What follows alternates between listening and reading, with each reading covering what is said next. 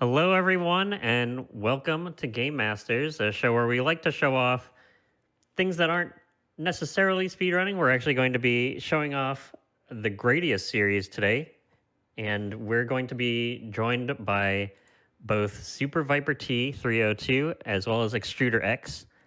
But before we get started, I have a couple quick announcements that I want to make. We have submissions for West Coast Weekend open now until October 25th. Actually, it's starting October 18th to the 25th. So if you live in or are from California, Oregon, Washington, Nevada, or Arizona, be sure to submit to that. An all-woman speedrunning event, Frame Fatales, returns with another event, Fleet Fatales, on November 25th. You can go to gamesdonequick.com/frame fatales for more info. The games list and schedule is out right now, and we have volunteer applications and prize submissions open from now until October 24th. AGDQ 2021 online is less than 3 months away, starting on January 3rd. You can check out all the game submissions at gamesdonequick.com, and you can tweet at us at gamesdonequick to tell us what you're hoping to see on the games list. And with that, I am joined by both Viper and Extruder. How are you two doing today? I'm doing pretty well. Just looking to play some shoot 'em ups and having a good old time. Yep. So, as we get started here, do you kind of want to talk about everything that we'll be seeing today? Kind of give us a little rundown. Yeah, so I'm going to. So I selected a handful of games that wouldn't take up too much time that would be. I could do in like a reasonable amount of time for the stream. So we're going to be playing the NES version of Gradius, then the PC Engine port of Gradius II, then the arcade version of Gradius III, then Boss Rush mode from the PlayStation 2 port of Gradius IV, and then finally Gradius V. And I'll be attempting to one credit clear /1 CC all of those games. So. Should be a decent showing and show a decent amount of variety in the series. All right, hello, I'm Extruderx. I was the Russian translator for the last GDQ's shmup block, and so I was commentating with Softdrink, who was on the English stream, and so all of us, me, Softdrink, Viper, Aquas, we are all a part of a shmup community known as SSG Weekly. Also, it was formed in 2015, and just basically when I went into the shmup community as well, and so it got started when Aquas decided to provide this sort of podcast thing where he invites good players and analyzes their replays. And so right now we are a long running series, having like 180 episodes. And so the very first one, it was actually of Gradius IV, which is a fantastic game to play for challenge. And so it's commonplace in the shmup community to care about one credit clear as the main goal. And because of just you don't really put your coins into the machine, these days. And so right now, as this sort of like self-imposed limitation is incredibly common, and Gradius games, they don't even really have continuous, like especially the Japanese versions of them. The community prefers to use the Japanese versions of the games as the competitive standard. So there are definitely a lot of games, but we're only going to go through the numbered ones. Mm-hmm. So this is NES Gradius, or as we also call it, the warm-up for what's coming. Yeah. Incredibly different from the arcade version, but at least the advantage of it is like it's incredibly marathon safe game in terms of the shield compared to the arcade version. Due to the limitations of the console, it protects your entire body. In the arcade, it's only the front. So we can go ahead and get started if we're ready for the countdown. Yep. Feel free to give us a countdown whenever you're good to go. All right, so here we go. I'm gonna try to get this working. My Wii remote fell asleep. That's why it's not working. We're gonna get started in 3, 2, 1, go. So the gameplay of Gradius, if you've never heard of it, so I'm piloting a ship known as the Big Viper. You can probably guess that's where part of my username comes from. I'll go into that later in the stream as we get to Gradius V. But the Vig Viper is a spaceship employed by Planet Gradius to take on the ruthless Bacterian alien forces. And no, war does not matter at all in any of these games, but there is some interesting lore. And as you can see, the power-up system in Gradius is very innovative, and it kind of allows you to power up on the fly, and you can make your own decisions. So you have that power-up meter, and every time I kill like one of those waves of enemies or one of those orange enemies, I get a little power-up capsule. And so that advances the slot on the power-up bar, which I can then use to grab my power-ups. Now, I actually did something at the very start of the... Okay, that was unintentional, but that's fine. I actually did something at the very start of the game there where what I did was I rolled over the power-up bar while the 1,000th digit of my score was even, and as a result, I got auto-fire. Unfortunately, I died, so I lost it. But that's it's only not true for the arcade, match. like NES version, I mean. The hit detection in this game is a little bit weird, and the rank is somewhat inconsistent. I'll go more into how Gradius can determine rank, because another thing that's really big about shoot-em-ups is managing rank systems. Rank is basically sort of a term for like a hidden difficulty counter sort of thing that's hidden in most arcade games. Since arcade games can't usually like up the challenge like of the like level design and or make like a platforming any more difficult, they have to like actually make the game more aggressive. And so you see this in games like Pac-Man, where like the ghosts will start moving faster and they'll start power pellets will start lasting for less amount of time. That's kind of an example of how rank works. And you'll see a lot of these games have the enemy aggressiveness and bullet aggressiveness will probably easily become more apparent as we go on. Okay. Each Gradius game stages are organized usually into like 3 different areas. So you have the pre-stage, which is usually filled with a bunch of enemies that give you power-ups. You have the main stage, and then you have the boss fight, which I'm kind of going through right now. And you're going to see one of the most famous bosses in the entire series. You're going to see this guy pop up a lot. Baxter, you want to say something? Big core. So yes, this guy is incredibly common in this game in particular, but also like the face of the series. Later on, it's like Gradius even got the Yu-Gi-Oh cards of it, and like the other characters like Tetran and something like the recurrent bosses. So because of the game being old, like different bosses, they are kind of overrated, you know. So in case you're wondering what happened here, this is a warp that's actually going to let me skip stage 2. I wasn't even trying to get this, but I just happened to. If you destroy all 4 hatches in the level, you saw those like ground-based hatches that spewed enemies from them. If you destroy all 4 of them while the 1,000th digit of your score is even, and you can actually skip stage 2. So I'm in stage 3 now, and which is nice because now we're going to get to see a very, very famous staple of the series. So for some reason, Konami really liked the Easter Island boy heads. So they're going to make a lot of appearances throughout this block here. And here they are. And they shoot ion rings at you for some reason. Don't ask me why, they just do. In the arcade version, at least, you get the vertical screen scrolling, so you can use that to your advantage in order to only have the enemies on the screen that you would want to. That's also true for the stage 2 that has been skipped in this run. Yeah, and I don't have the auto-fire now. I'm actually matching the A button right now. And another thing, so you know the different power-ups, I'll go over those now since this stage is just shooting a bunch of Moai heads. So you have speed up, which is very self-explanatory. In most games, it speeds you up to 5 levels. In this game, I believe it goes up to 15 before you max out. And if you remember this game being showcased during the task block at previous GDQs, it gets pretty insane when you start traveling at ridiculously high speed values. A missile is the downwards facing missile that's coming out of the ships. And that's kind of what's allowing me to take out like terrain enemies and whatnot.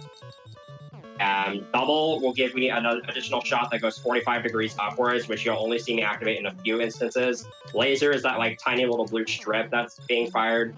It's much more effective in other games, including the arcade version of this game. The options, or multiples as they're called in some games, are those little orange orbs that follow your chip and copy your moves and then also fire with you. In this game, you can only activate up to 2 of them, but in most Gradius games, you can activate up to 4. And so that is pretty effective. And then the shield is the question mark icon is the shield, which, as Extruder explained earlier, it normally just protects you from the front, but in this game it protects you from all sides. I actually should be able to get another warp that will allow me to skip stage 4, because if you kill at least 10 Moais in stage 3, then you also get a warp. I don't know if I killed 10 Moais because I wasn't keeping count, but I just tried to kill as many as possible, so we should get it. And the game awards you 50,000 points for compensation for the stuff that you skipped. Yeah, here we go. Here's the other warp zone. So, and it's weird. You can sit on this bottom layer of the screen, you'll never get hit. Go on, Extruder. Yeah, I was just saying that we're going through this game really fast, relatively. But yes, a common trick in this, because the power-up bar, it normally scrolls over, it's a big element of strategy of this game to manipulate the power-up bar, and so sometimes people intentionally do take hits with their shield to just refresh it, like get a new one, because you can only have so much power-ups in your queue, and so holding 6 power-ups, as you see, like over the shield, which is the 6th in this particular power-up bar, is beneficial. So you would have a shield immediately after you run out of the previous one. I actually got auto fire back because I was able to roll it back. I was able to roll the power-up slot back from shield to speed up while the 1000th digit of my score was a 0. So now I have my auto fire back, which is really nice against these enemies here, because they take quite a bit of punishment to kill. It's even worse in the arcade version, believe it or not, because the laser in the arcade version, it's longer and a bit more effective, but it has a really glitchy hitbox. So sometimes it just doesn't register with certain objects. And I should also mention, because I'm saying this is a port of the arcade version. This game came out in 1986, but the original came out in 1985. You might actually know this game under the alias Nemesis, because for some reason, some Gradius games have different names when released overseas. And like Konami Company's Adventure. Yeah, Salamander is Life Force, and then those are kind of the 3 main examples. There's also MSX titles that have different names between Japan and overseas. That is a garage, if you can hear it. One thing Gradius does that not a whole lot of later games in the series do is they have like a pre-boss fight where you have to fight a certain type of enemy. I skipped over 2 of them because of the 2 stages, but here it's just a bunch of these like little tentacle golems. In stage 1 it was the volcanoes, and in stage 3 it was those mother and childs. That's what they're called. And then here's the last big core we have to fight. Big core is actually the boss for the first 5 stages in this game. I'm only having to fight him 3 times, obviously, but and this is actually a downscaled version of Big Core due to the NES limitations. You'll see what the Big Core actually looks like in later games. But, or just play arcade.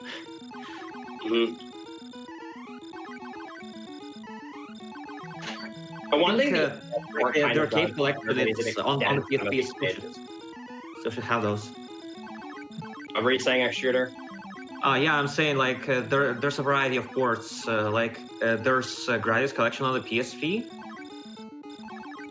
That's basically the arcade version, and it's also Gradius Deluxe Pack for the PlayStation and Sega Saturn and Windows 95, but no one likes to talk about that version because it's bad. Okay. From honesty.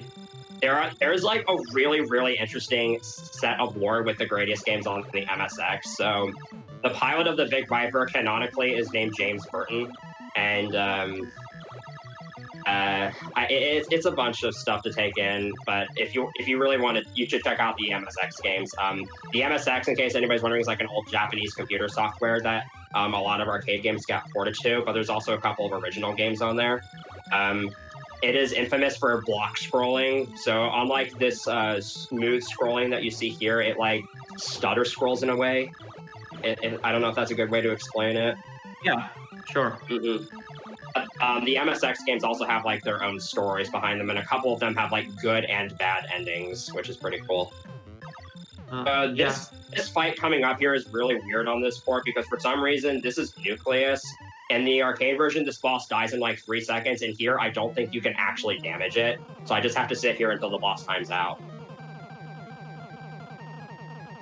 And if you recall the tasks from AGDQ 2017, you might remember that they actually intentionally died at the start of the stage.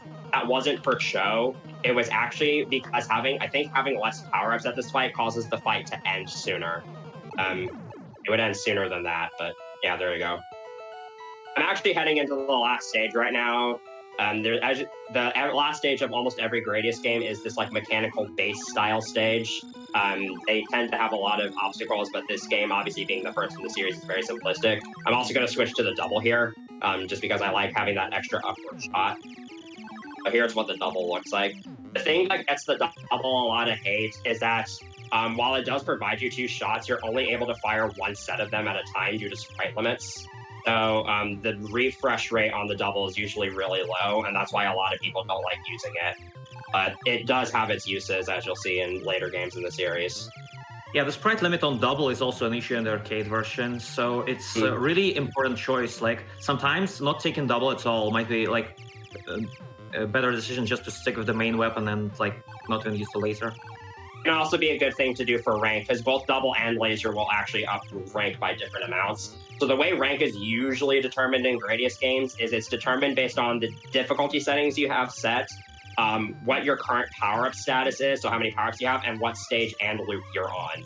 And it's usually a numerical value. Some later games in the franchise add a counter to that, like a dynamic rank system, where the longer you stay alive, the faster the rank increases. But most of the games that I'm going to be showing here don't do that. I'm going to be playing all these games on default difficulty settings, because that's just kind of how I usually play them, and also just default settings in general. Yes, here's a staple of the Gradius games. I'm coming up on the final boss here, and it is insanely hard. So the shmup community in general, they prefer to play on the default settings, dip switches, and unless there are difficulty modes within the game, just like in the games like Mushihime-sama, which offer you 3 right at the start, like basically... By the way, time. Yep. Exciting final boss fight. That's something you'll notice as a pattern, but go on.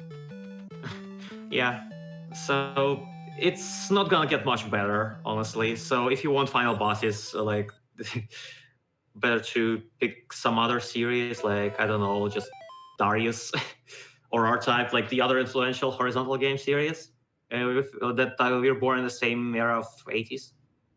All right, so that's it for Gradius 1. We can go ahead and switch it over to setups while I switch games here. Yep, so we're just going to... shout-outs to the go Twitch for channels of ours. Yep. Yeah. Okay. So be sure to check out both Viper and Extruder X at twitch.tv/SuperViperT302, as well as Extruder X. You'll see their names in chat.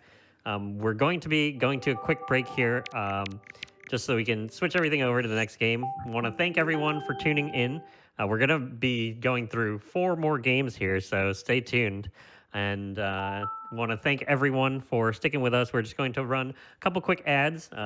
Just a reminder to everyone, if you have a subscription to the Games Done Quick channel, you won't see any ads. So if you want to listen to some awesome break music, feel free to subscribe to the channel, either with a sub or a Twitch Prime sub. So stay tuned and we'll be right back.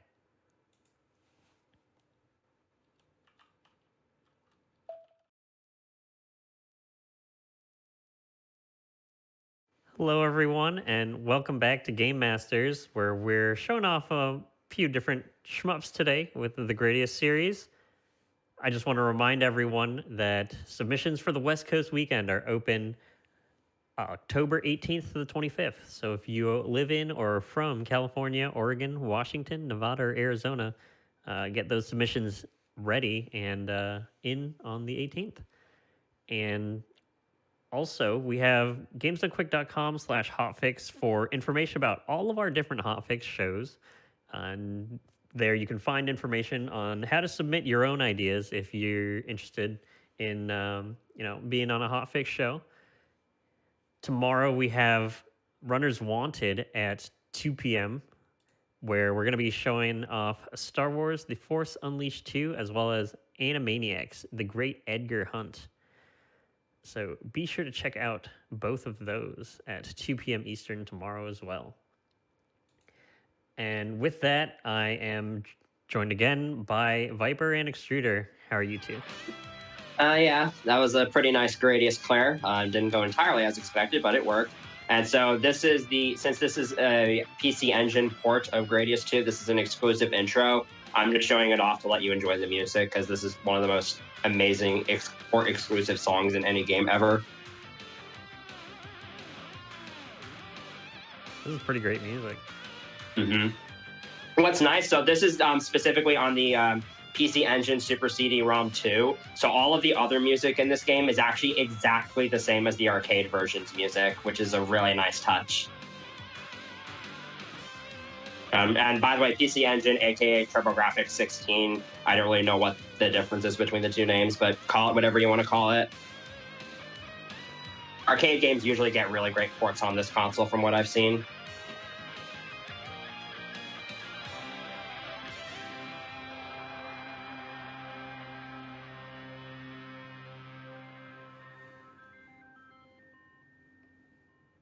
Okay. Before we get started, I really quickly want to show off the settings I'm using, so you can see that it's all default. So normal difficulty, controls are set to default. We'll set the sound effect to stereo. And I'm playing without continue, so that's going to be fun. And we're going to be playing with 3 lives in inventory, because that's default settings. Actually, I'll go ahead and turn this on just to be safe. And let's go ahead and get started in 3, 2, 1, go. So first thing I wanted to point out is that Super Viper also cleared this game on professional difficulty, which is not the difficulty even possible in arcade mode. So you can check this out on SCG Weekly. We covered basically every Gradius game on there. So if you want to have more in-depth commentary on various elements of the game with our hosts, so feel free to be introduced to there. So yes, there's this thing about shooting games that, well, the first 2 stages are kind of easy, so I'll use that to talk about certain stuff. Actually, there's a couple things I want to go over real quick. So You can farm from these dragons here for a lot of good score, because they give 3,000 points each. And also every 6th power-up they shoot every 6th fireball they shoot spawns a power-up when shot. I'm going to be trying to use that to power up a good amount in this stage. All right, go ahead and talk. Okay, yeah, so usually, just when you check out YouTube and you have in the recommendations that some YouTuber has beaten something with no damage, like, no mistakes, grinding for that run, and looking really good and flashy. But in this game, having a perfect run sometimes can be easier than actually having mistakes and recovering from those. So recovery is a particular asset of gameplay here. So this is why live plays of Gradius are so just important. They show us the different side of those, like not just beating the game without dying ever, but instead trying to get back from a bad position when you are put into by dying, which is checkpoint recovery. And while in the first arcade game, I believe every checkpoint was balanced to be beaten, like recoverable from, in this, it's, I believe, like from Gradius II, it's not entirely always possible. So the thing about Gradius games is that there's a couple games that use like an instant respawn system for recovery, where like you just respawn on the spot. But in most games, you respawn at a checkpoint, and not only that, you lose all of your power-ups, and you have to start from scratch. What this can lead to is situations where you have a lot of enemies with little way to defend yourself, or you're placed at a checkpoint that has little to no power-up opportunities, and either situation is incredibly bad. And so that starts what is usually referred to as like Gradius syndrome, where you can just kind of spiral into a game over without really much of a say. And that's, again, part of the reason why 1cCing these games is so much different than like an actual speedrun. Because in a speedrun scenario, like if you're just doing a no reset, you can take a death whenever, and it's obviously going to be a time loss, but you can still finish your run. If you're trying to 1cC these games and you die in the wrong spot, your run is as good as dead. because there can sometimes be little to no chance of actually making it out alive unless you've really, really practiced. And that's part of what makes shoot 'em ups so much. What makes like onesie seeing shoot 'em ups so much more complicated than an actual speed run. And that's part of the reason why this is a really big jump to do these games in a marathon setting. Now, does that make you go for, you know, a high level of security in places that might be considered pretty dangerous? Another thing you're going to be seeing me do a lot is I'm going to try to boost my score as much as possible, because pretty much all these games have infinite extends. So like most arcade games have a system where like when you reach a certain score, you get an extra life. I'm going to try to these games all do that for infinity, so I'm going to try to maximize that as much as possible, so that if I do die in a spot that I can at least somewhat recover from, I'll have a decent amount of lives and therefore have a really good chance of making it out without risking a game over. However, this depends on the game as to how feasible that is. This game is pretty generous with places where you can farm for points. So you'll actually see me sometimes go out of my way, and compared to most speedruns I do, where I try to just waste as little time as possible, I'll actually intentionally waste time to farm from like bosses and whatnot. And this game is actually heavily prevalent with farming strategies. Less so in this port, but again, since this port is basically the same as the arcade version, I'll still get to show off a good number of them. Also, yeah, a lot of these games, because they are old, they do suffer from slowdown. Sometimes this can be advantageous, as you'll see in other games, but other times it's just kind of a nuisance. Okay, so the chat mentions that the runner is using 3 options because in this game, the option thief appears, and it's also a recurrent theme in the series. So it only appears in this game when you have 4 options, and it has this timer when it appears in a while and tries to yank one of or a few of the options, but it cannot be destroyed yet. So Viber for safety is just ignoring option thief entirely by just not being greedy and not picking up the 4th option. So like the power up increase isn't worth just suddenly losing your entire option stack at a certain point. So this is a very common strategy for Gradius II. And also, I also am not doing it just because I've been trying to prioritize my force field over the 4th option. This game does introduce the force field, which is like the shield from the previous games, but it actually protects you from all sides, but it can only withstand 3 hits. And so, like Extruder mentioned in Gradius I, I'll be constantly trying to refresh it whenever I can. So usually, I will actually get a 4th option in this next stage, but then I'll have the option hunter intentionally take one when it first appears, so that I don't have to deal with it later on. Another thing that's really weird about Gradius II in particular is that there's a lot of intentional safe spots that can be abused. For Big Eye, the boss I just kind of defeated, there is a safe spot where you can hide above its topmost arm, and I'm pretty sure Konami actually intentionally put that into the game. But I'm not going to be really abusing any of those. I'm not a huge fan of using safe spots or like quick kill strategies. So you'll only see me use those in situations where I'd be much better off if I did use them.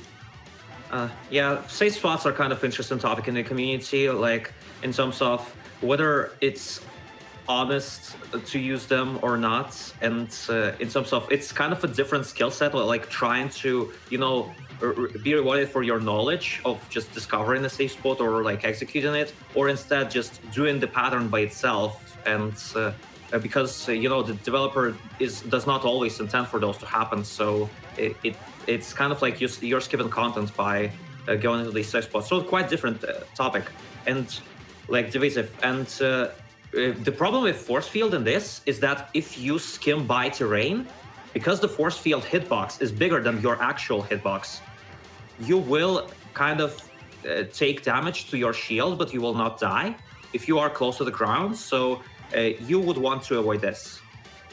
Yeah, and as someone in chat earlier, these crystal platforms here, their movement is entirely RNG dependent.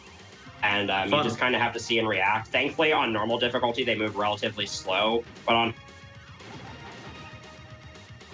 higher rank, they move a lot faster, and so it's a lot harder to react to them in time. And that's also when these crystals split on higher rank, they split a lot more erratically and a lot farther out, so that can be hard to react to. And one nice thing about this port that I'm playing this on the Wii Virtual Console, and I'm using the classic controller, and there is an auto fire button just enabled by default. So I'm just holding that down. And that is actually part of the reason why I'm playing with Type 4, which has the ripple laser, because I just find it so much more useful than the regular laser in this game. And the two-way is extremely, extremely useful because you just equip it and you automatically have both above and below you covered. And so a lot of players will tend to choose Type 4 for this game. I think the other good type is Type A, because the regular laser is really useful for like sweeping through enemies and piercing stuff. This is the first actually challenging stage. And yes, because this is a port, the screen resolution is smaller than the one of the arcade machines, so you have less space to work with. It can be a slight disadvantage, but at the same time, the enemies aren't shooting like immediately as they spawn on the screen. It's also convenient, like they aren't always in the same area. So like there are advantages and disadvantages to the screen being different. But overall, I would say Gradius II PC Engine is one of the best arcade shmup ports to home console. It definitely is. I would definitely agree with that statement. And really, the lower screen resolution is going to come into play at the end of this run. There's one slightly different maneuver I'm going to have to do. Okay, so I should also mention up, I'm going into stage 4 now. First of all, this stage has the best song in the game. You cannot argue with me on that. Second of all, this is going to likely be where the first option hunter appears. And I'm going to have it intentionally steal one, and then I'm going to stay with 3 options for the rest of the game, just for safety. Because if the option hunter appears in the following stage... Okay, here's the option hunter. So I'm going to just kind of sit here. I'm going to take that one. And so now I'm just going to play with 3 options for the rest of the game. So the way the option hunter works is it starts off by sort of hiding on the left of the screen like that, and then it advances forward. And whichever option it touches, it will take that option as well as anyone's following it. So for example, if it touched the second to last option that's following me, it would take that one and the 4th option. So this means if it touches the innermost one, it will take all 4 of them at once. And obviously that's not fun. So like Extruder said, it will only appear if I have 4 options. So I'm just going to play the rest of this game with 3 options. And part of the reason why I do this is because in the next stage, if the option hunter appears, because the next stage is going to have infinite vertical scrolling, the option hunter sort of locks onto your horizontal position and makes it a lot harder to dodge. So you have to do a very tight maneuver to get around it. And I'd rather just not have to deal with that. So again, I usually just have it take it in stage 4. If I were actually playing this, if this weren't a marathon, I would reactivate it later and take my chances with it. But for safety, I'll just stay with 3 options. This game is perfectly playable with only 3. It's only like 25% firepower loss. Other weird version difference is that these hatches that spew enemies, the enemies actually give points in this port. In the arcade version, they don't actually give score. It's kind of weird. Schedule, well, we'll basically go throughout all of the numbered Gradius games in order. That's it. But various versions of them. And Gradius IV is not going to be a 1cc attempt. It's going to be a showcasing of the PlayStation 2's Boss Rush mode, which is really interesting. Okay, so if you've never seen Salamander, this boss's name makes no sense to you. It's actually called Death Mark II.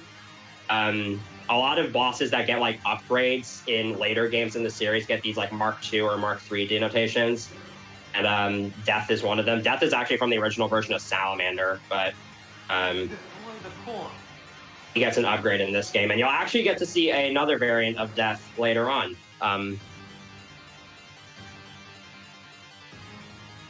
Destroy the core. Another thing, and with this port, as you can see, the ripple laser can take out bosses really quickly, especially if you like place your options inside of a boss. That's one really effective strategy for taking out multi-hit enemies. It's just placing your options inside of a boss and going ham with your firepower, because it will do damage to them like instantly every single time. And so it's a really quick way. But it really also depends on how much health a boss has. So for example, Death Mark II has quite a bit of HP in this port. And here's the infinite vertical scrolling. So as you can see, I'm able to infinitely scroll the screen vertically. It actually loops around on itself, which is how this works. And this is the other Moai stage. This is the stage that's really, really good for farming score. As these Moai shoot rings, and every single ring is 100 points. So they'll start shooting more rings later in the stage, which is really, really going to be a nice benefit. But for now, I'm just going to be kind of scrolling the screen vertically and trying to kill as many of these as I can. This is also the first game in the franchise to introduce some different types of Moai. Okay, so it's important while we're going through the first part to talk about score and extend in terms of while usually score running is a thing that's coming after the one credit clear, because you cannot add to your score if you haven't beaten the game on a single credit, because the other continue will just wipe your score out. So score running is the next natural goal. It's kind of a natural progression after once you see in the game if you love it for much. And so in Gradius games, the scoring systems are relatively simple compared to the later arcade games. So they mostly revolve around killing stuff and like destroying destructible bullets, letting more entities to spawn, like those hatches, like not destroying hatches immediately, but letting a lot of the enemies at once. And so you get extra lives, also called as extend in Japanese jargon, because they extend your arcade play. And so even if you have a lot of lives, it still can be really dangerous, because if you are stuck at the particularly despicable checkpoint, you can just lose all of them because you have no power added to you.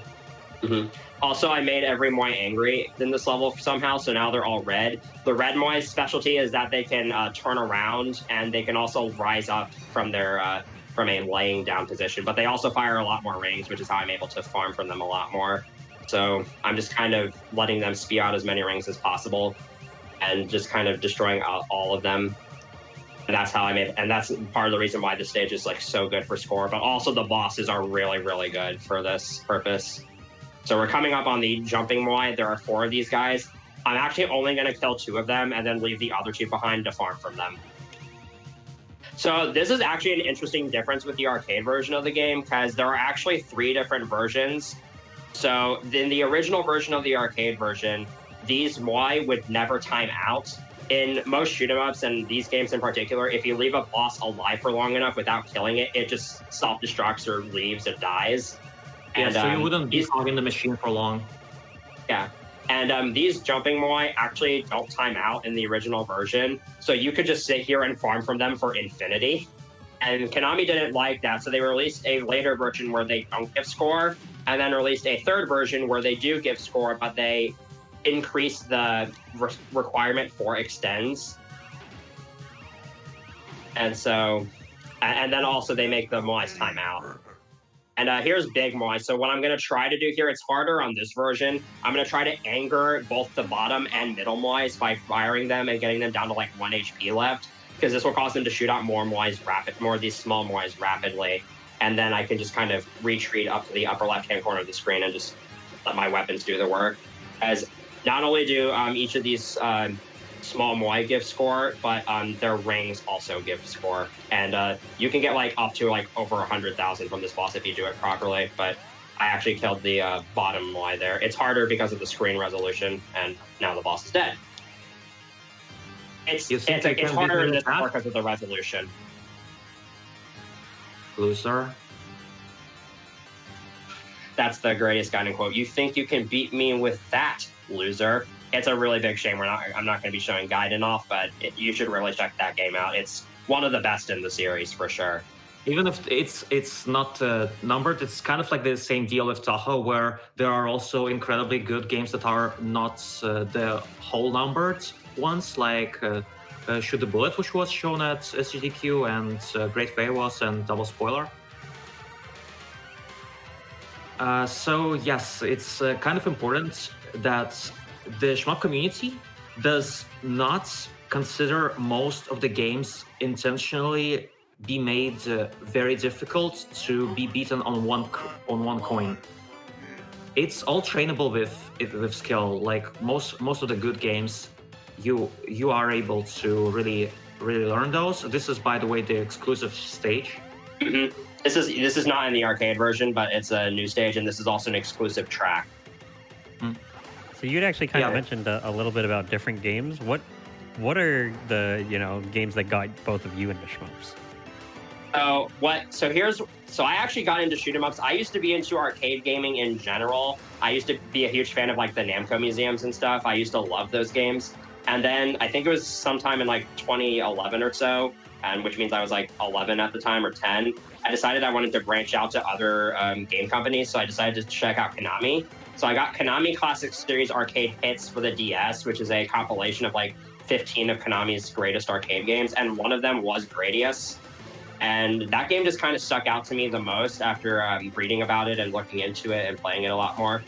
Also, fun little secret here. See that little pathway at the bottom there? If you can somehow maneuver through there, there's an announcer that says, "Oh yeah," and you get 5 extra lives. Obviously, I'm not going to try that. Yeah, it's not worth just throwing your current power just for 5 lives that are not going to be useful in this playthrough if you don't ever die. And so I ended up just, I guess, really just kind of playing Gradius in that setting just really got me into the setting. And actually, as a matter of fact, that also allowed me to branch out into Salamander, which is sort of a spin-off of these games, the Salamander series, and then also the Parodius series, which is sort of a goofier version of these games, to put it lightly. And Yeah, it was actually YouTube channel. it's actually because of Parodius that I got into speedrunning, because a Super Mario 64 blooper video had a Parodius song in it, and that got me interested in that YouTube channel's content. And then I got interested in Super Mario 64, and before I knew it, I was looking up glitches in the game, and I looked up speedruns, and here I am today. Okay, can I have the shout out to Viper's YouTube channel? It has a lot of material. Yeah, I have a playlist full of Gradius, Salamander, and Parodius 1 credit clears. Some of them are done on their hardest difficulties. I will warn you, the ones that are on PSP are in black and white, because my recording setup for PSP doesn't allow me to record in color, basically. No, it's not so important, like the true appreciator of the art. You know, it's retro aesthetic. It's, again, really important. And yes, so important thing about Gradius II, it's like as influencer on the rest of the series, is that it has a lot of common stage layouts, such as the speed stage, which we are going through right now. So this is actually based off the final stage of Scramble, because apparently Konami counts that as part of the Gradius series. This Scramble's like an older shoot 'em up they released in 1981, and there's an ending sequence that's also a high-speed sequence. And I've never made it that far in Scramble, but I guess this is based off of that. Yeah, it's all about just kind of formulating a route and then memorizing your way through it. That's most of these stages anyways. Some stages it can be fun to just not have a route and just kind of try to blindly navigate your way through it, and then you get in a dead end and you crash, and then you're really sad. Yes. But, and then there's also those gates you have to worry about. So here's a Big Core Mark II. This boss is a bit more bark than bite. So you see that while going through the speed stage, your force field just got caught because you had to squeeze through for those small pellets. Oh, is this really Heaven's Gate? This is Big Core Mark II. Heaven's Gate is in Gaiden. Oh, okay. But speaking of bosses from boss rushes, this game also has the first boss rush of the series, which is another staple in the series. Oh no, there are more than 10 bullets at the screen at once. It's now bullet hell, or Danmaku.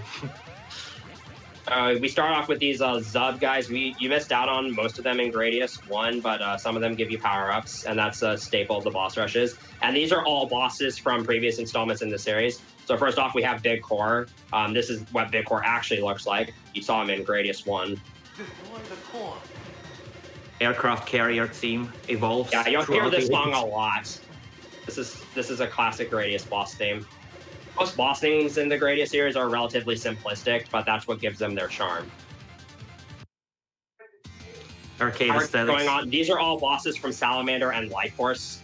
So here we have Brain Golem. This is the only boss rush in the series to have organic bosses. Most of them are just core ships. One annoying thing about this stage is that it has, we talked earlier about how checkpoint placement can sometimes be bad. Recovering in this stage is not hard, but it's annoying because there's only one checkpoint in this level, and it's at the very beginning. So if you die at any point in the boss rush, you have to redo the entire stage. This is why there's the sub-rush sequence at the beginning. Like, from the viewpoint of game design, it's makes sense to get you to the higher power as quickly as possible. That's why there are a lot of power-ups. So because you don't get power-ups during this section, so you have to do it all in one go. And the boss rush is actually one of the main reasons why I play with only 3 options. Depending, the option hunter, as we said, it kind of spawns in a timer-based sequence.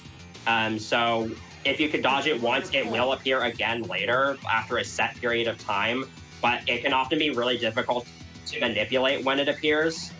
So usually what happens when I try to play with this game is that I have it take one option in stage 4, and then I reactivate it sometime near the end of stage 5 or early into stage 6. And that kind of leaves it up to luck as to where it spawns in the boss rush. So if it spawns during one of these first 3 bosses, it's fine. But the next one is really where it gets a struggle. And yeah, the PC Engine was not meant to handle this game, as you can tell. But the arcade version also slows down just a bit less. And so this is what became of Death Mark 1. When Salamander was re-released in Japan, it was given a reskin to look more organic. And this is what became of the boss Death in that game. I'm actually farming from its eyeballs. I'm not actually directly attacking it. You know, organic goods. It brings you more life. So, I don't know. It's a really weird thing. You should definitely check out both Salamander and Lifeforge JP. They're pretty fun games, and they're really short, but they also have a lot of really quirky flaws. Yeah, like that's another parallel of a difference between speedrun and score run, because in score run you usually want to spend as much time as possible on certain stuff, like especially bosses, in order to get the most score out of them as possible. So it's just the opposite end of the curve.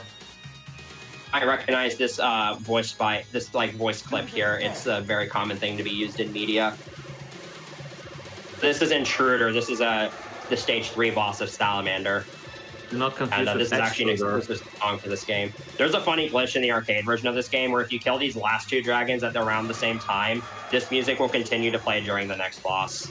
It's actually kind of hilarious when it happens. Yeah, I have addressed bosses by dying by timing out. In fact, Gao, I believe, earlier, which is the boss I was farming from, that I believe the hatch actually timed out because I was spending so much time farming from it. Here's Covered Core. The missile pattern is actually the same every time, but it's hard to memorize.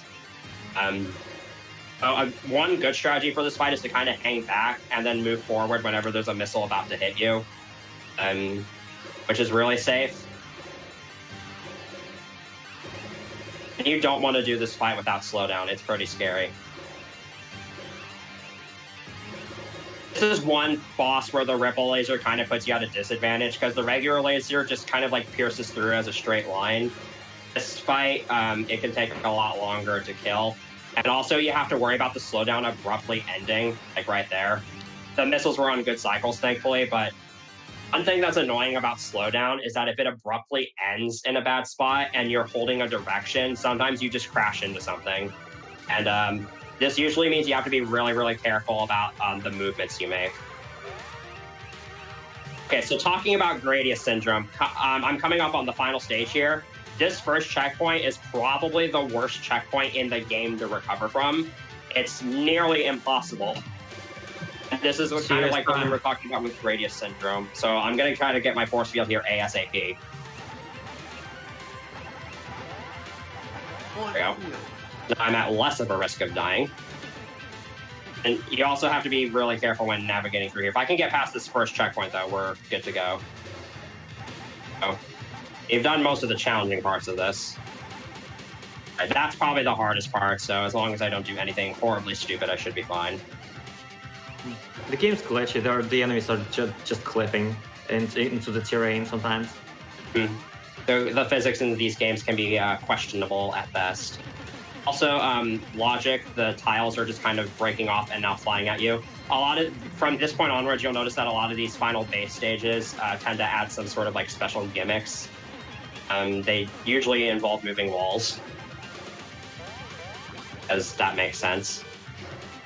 Yeah, so in arcade terminology, no miss means not ever losing a life at a particular segment. No miss does not. A lot of people misconstrue no miss as like beating the game without missing any enemies, but that's not what it means. Some games define a death as a miss. Like the 3D Mario games, if you play the Japanese version, when you die, it says miss. So, Yeah, it's Japanese terminology. Oh yeah, this gun wall has like 50 safe spots, and they intentionally made it so that like if you point blank the cannons, they just don't fire at you. So that's what I used for this fight here. Yeah, that's another common thing in shmups called sealing. It's certain enemies have those dead zones in terms of if you approach them closely, they will not fire at all. So that can be taken advantage of. Suicide bullets or revenge bullets or return fire, however you refer to it, that's mostly a thing in these games with higher loops and difficulties where when you kill an enemy, it will shoot a bullet as it dies. And you can sometimes conceal this by point blanking an enemy, but for the most part, you just have to dodge them. And that's what makes higher loops of these games so much more difficult, is because there's usually a lot more bullets, and also the rank is just overall higher. So we're coming up on another famous trend of the Gradius series that starts here. These spider robot things. I actually don't have the tail gun here, so intentionally was my force gun here. I don't think we ever saw the double S tail gun here, but we will see in Gradius II Arcade, right? And I'm going to switch to it here just to help you take care of these duckers. This is Club. This is also known as the Shadow Dancer. It is indestructible, so you just have to survive. You do not want to know what these things are in Herodias. I'm just going to say that much. Look it up if you want to know. Here's where the difference is. With the PC Engine version, I have to do an extra weave in the legs here because of the smaller resolution. So that is an extra maneuver I have to do in this port. In the arcade version, you can just go all the way back to the left, but because the screen is smaller, that would kill me. So I had to do that. Once I make it through here, assuming I don't get shot here. All right, there we go. There we go. So this should be a no-miss run. We're coming up on the final boss here, and just like the previous one, it is the hardest fight in the run. There are some final bosses that are actually difficult. Salamander 2. I mean, the final boss is literally a galaxy brain. It's such a shame I'm not going to show off the Gradius IV final boss, because you can do some epic things with that. Yeah. The gopher brain, as we call it. Speaking of which, this is Gopher. So in case you're wondering what the subtitle for this game is, Gopher no Yabu. I probably mispronounced that. I don't speak Japanese. It translates to Gopher's Ambition, and this is Gopher. I don't think so, buddy.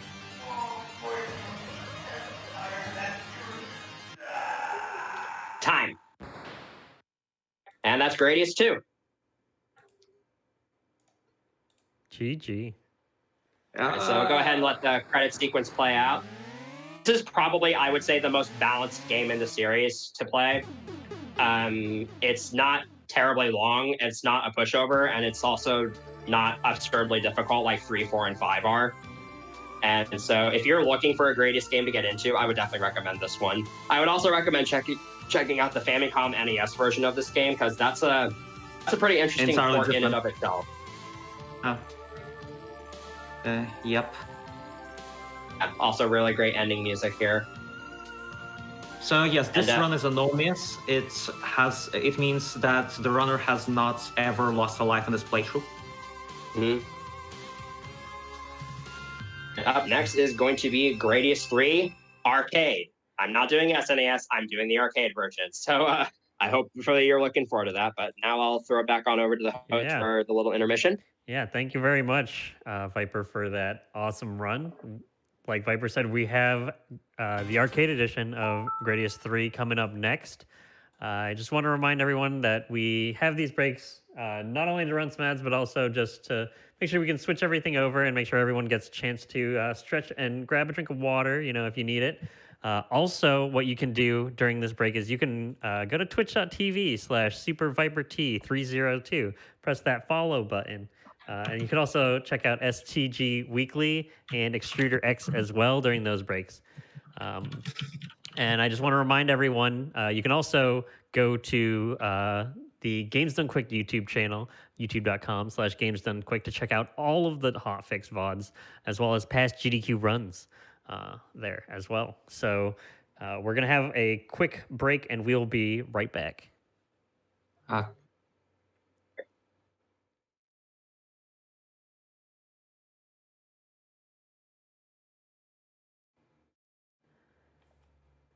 Hello, everyone, and welcome back to Game Masters, where we're showcasing off the Gradius series, and we're going to be starting off with Gradius III now, after we had the great 1 and 2 run done by Viper.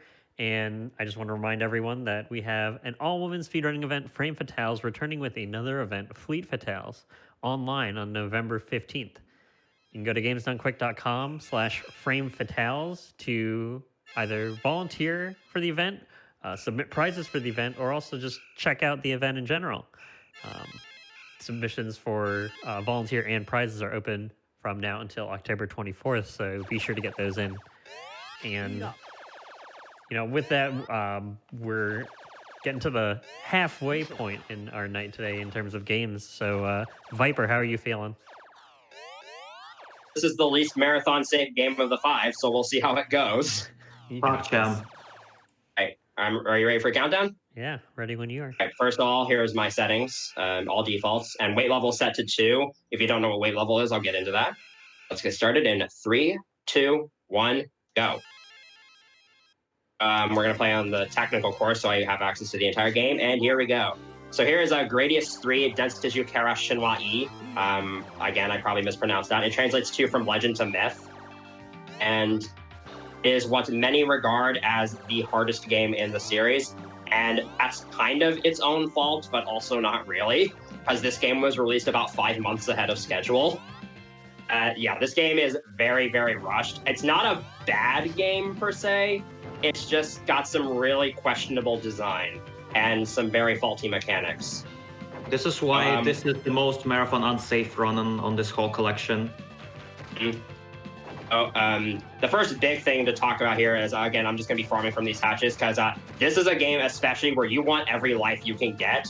There's a particular stage late in the game that can go a number of different ways, so you basically want to go into that stage with as many lives as possible just in case. For the most part, this game kind of isn't that hard right off the bat, but this first stage can definitely throw players in for a loop. It's really stage 2 where the game starts to pick up in difficulty. You're probably familiar with the SNES port of this game, which was, I think, released in 1991. I actually remember. But that was, as you know, extremely toned down. Also has a ton of slowdown. Even the arcade difficulty mode of SNES mode, like a port. Yeah, it doesn't compare. It can be simplified a lot with stuff like reduce shields and formation options. It's actually one thing that's cool about the PlayStation 2 port is that you can unlock what's known as Extra Edit. This game has a unique spin on the weapon selection. So not only can you select between different weapon types, you can use what's known as Edit mode to sort of craft your own power-up bar. I don't use it because Type B and Force Field is easily the best weapon combination for this game. It's kind of the most agreed upon one. And but extra edit, if you beat the game with extra edit, you can actually enable the special option types and shield types from Gradius III SNES, which is really, really cool. Unfortunately, it doesn't make the game any easier. Yeah, and another thing to talk about, so differences between difficulties is actually pretty minuscule for the most part in these games. If I were playing on very hard in this game, it's actually not that much harder than on normal difficulty, which is what I'm playing it on now. By the way, these spider webs can't hurt you. That seems to be a common myth. All right. Yeah, another asset of strategy that this game has is that the speed ups do not only influence your current speed, and in fact, they also influence the distance between the options. Yeah, that's a pretty useful strategy in some places. So in some stages, in some games, it's actually better to go to higher speed levels. Usually the average people go to is 2 to 3. I usually go to 2 or 3, depending on the game. In this game, I'm going to be sticking with 2 for the first couple stages, and then I'm going to go up to 3. Again, just to have the options more spaced out, and also because having the extra speed is nice. So this is where a lot of players say the game really starts to get difficult. First of all, because these hatches that enemies come out of, the enemies fire a lot more than before. You have to be really, really mindful of that, especially if you're farming from them like I do. Actually gonna only farm from these hatches once, just for safety, as it can be super easy to have the screen get flooded. But that's where another aspect of this game comes in. So we mentioned a slowdown earlier. Weight level being set to 2 means that that's the maximum amount of slowdown this port can have. I'm playing on the PlayStation 2 using the Gradius 3 and 4 pack, but it can combat the slowdown if you set the weight level to 0, but that makes the game much harder to play and also less arcade accurate. This is actually more slowdown than the arcade version has, but it's more accurate, so I'm playing with it. And slowdown is extremely useful in this game because you can make super tight maneuvers through. There's a lot of places where I'm going to need to make super tight maneuvers, so it can often be advantageous to just slow the game down so that I can make it a bit more precisely. Right here, for instance, I would not be able to do these type of dodges if I wasn't playing with slowdown. The SNES version is actually even laggier than this, which is why they have that SA1 hack, which I have never played and probably never will play because it looks too ridiculous. I think Jamers has actually missed the SA1. Ultra Dragon in that run is just nuts. Yeah, we also featured Jamers on SGG Weekly a couple of times because we interview super players and such. But and then there's one other thing about this game that's kind of annoying: checkpoints. So this game has Gradius syndrome turned up to 11 because most checkpoints in this game are atrocious to the point where you have like no power-up opportunities at all, and you're placed in spots where you basically need to be at full power. There is only a handful of areas in this game where you can die and recover from, and most of them are in the latter half of the game. Basically, the strategy for this game is don't die until stage 9. Then you're usually okay to die. Like one of the only places that you can reasonably recover from. The spread bomb is a double-edged sword here because it can obscure the location of the entities and bullets underneath it, so it's you have to account for it. But it's also extremely good for multi-hit enemies, and in this game you can fire 2 missiles at a time as opposed to 1, which is really, really helpful. Another thing, the force field in this game actually takes 6 hits instead of 3.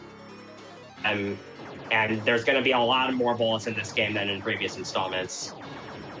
Okay. I see people mention Toho. Well, first off, Toho started in 1997 about that, and secondly, you might be thinking of cave games instead, which actually do use intentional slowdown as their gimmick. Like, that's kind of something they looked forward to from this game, like put as many bullets of them, but then balance the game around the intentional slowdown. So it triggers in, and you use that to be able to do more precise maneuvering throughout the bullets. Toho games do not have that.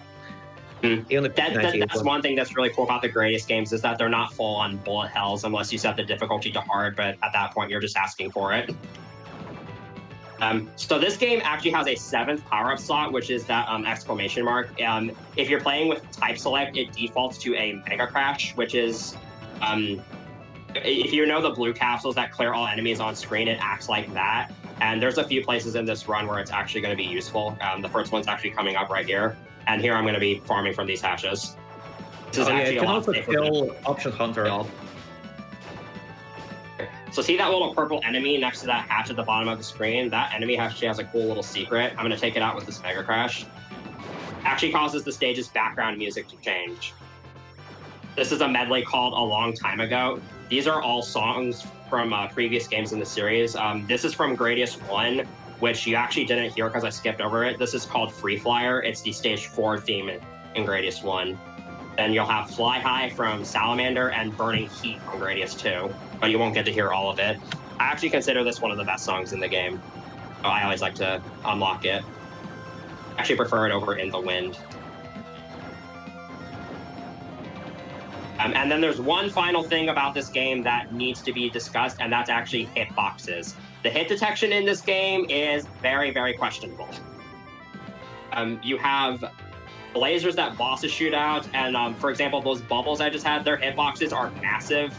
Gradius, this port of the game, the Japanese version of this game, of Gradius 3 and 4, actually has a feature where if you play the game for long enough, you can actually unlock a hit display feature, which displays the hitboxes as like squares, and you get to really see how bad the hitboxes are in this game.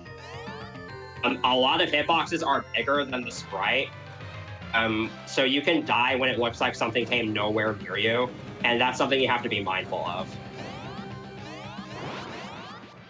Okay.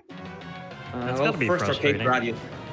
First Arcade Gradius is also known for being one of the first games to have a soundtrack of multiple themes instead of just being one repetitive theme. So, like an album. The Gradius games, I love their music. Pretty much every single game has an amazing OST, and this game is definitely one of my top favorites. Yeah, and MSX stuff like Nemesis 2 and 3 are also great.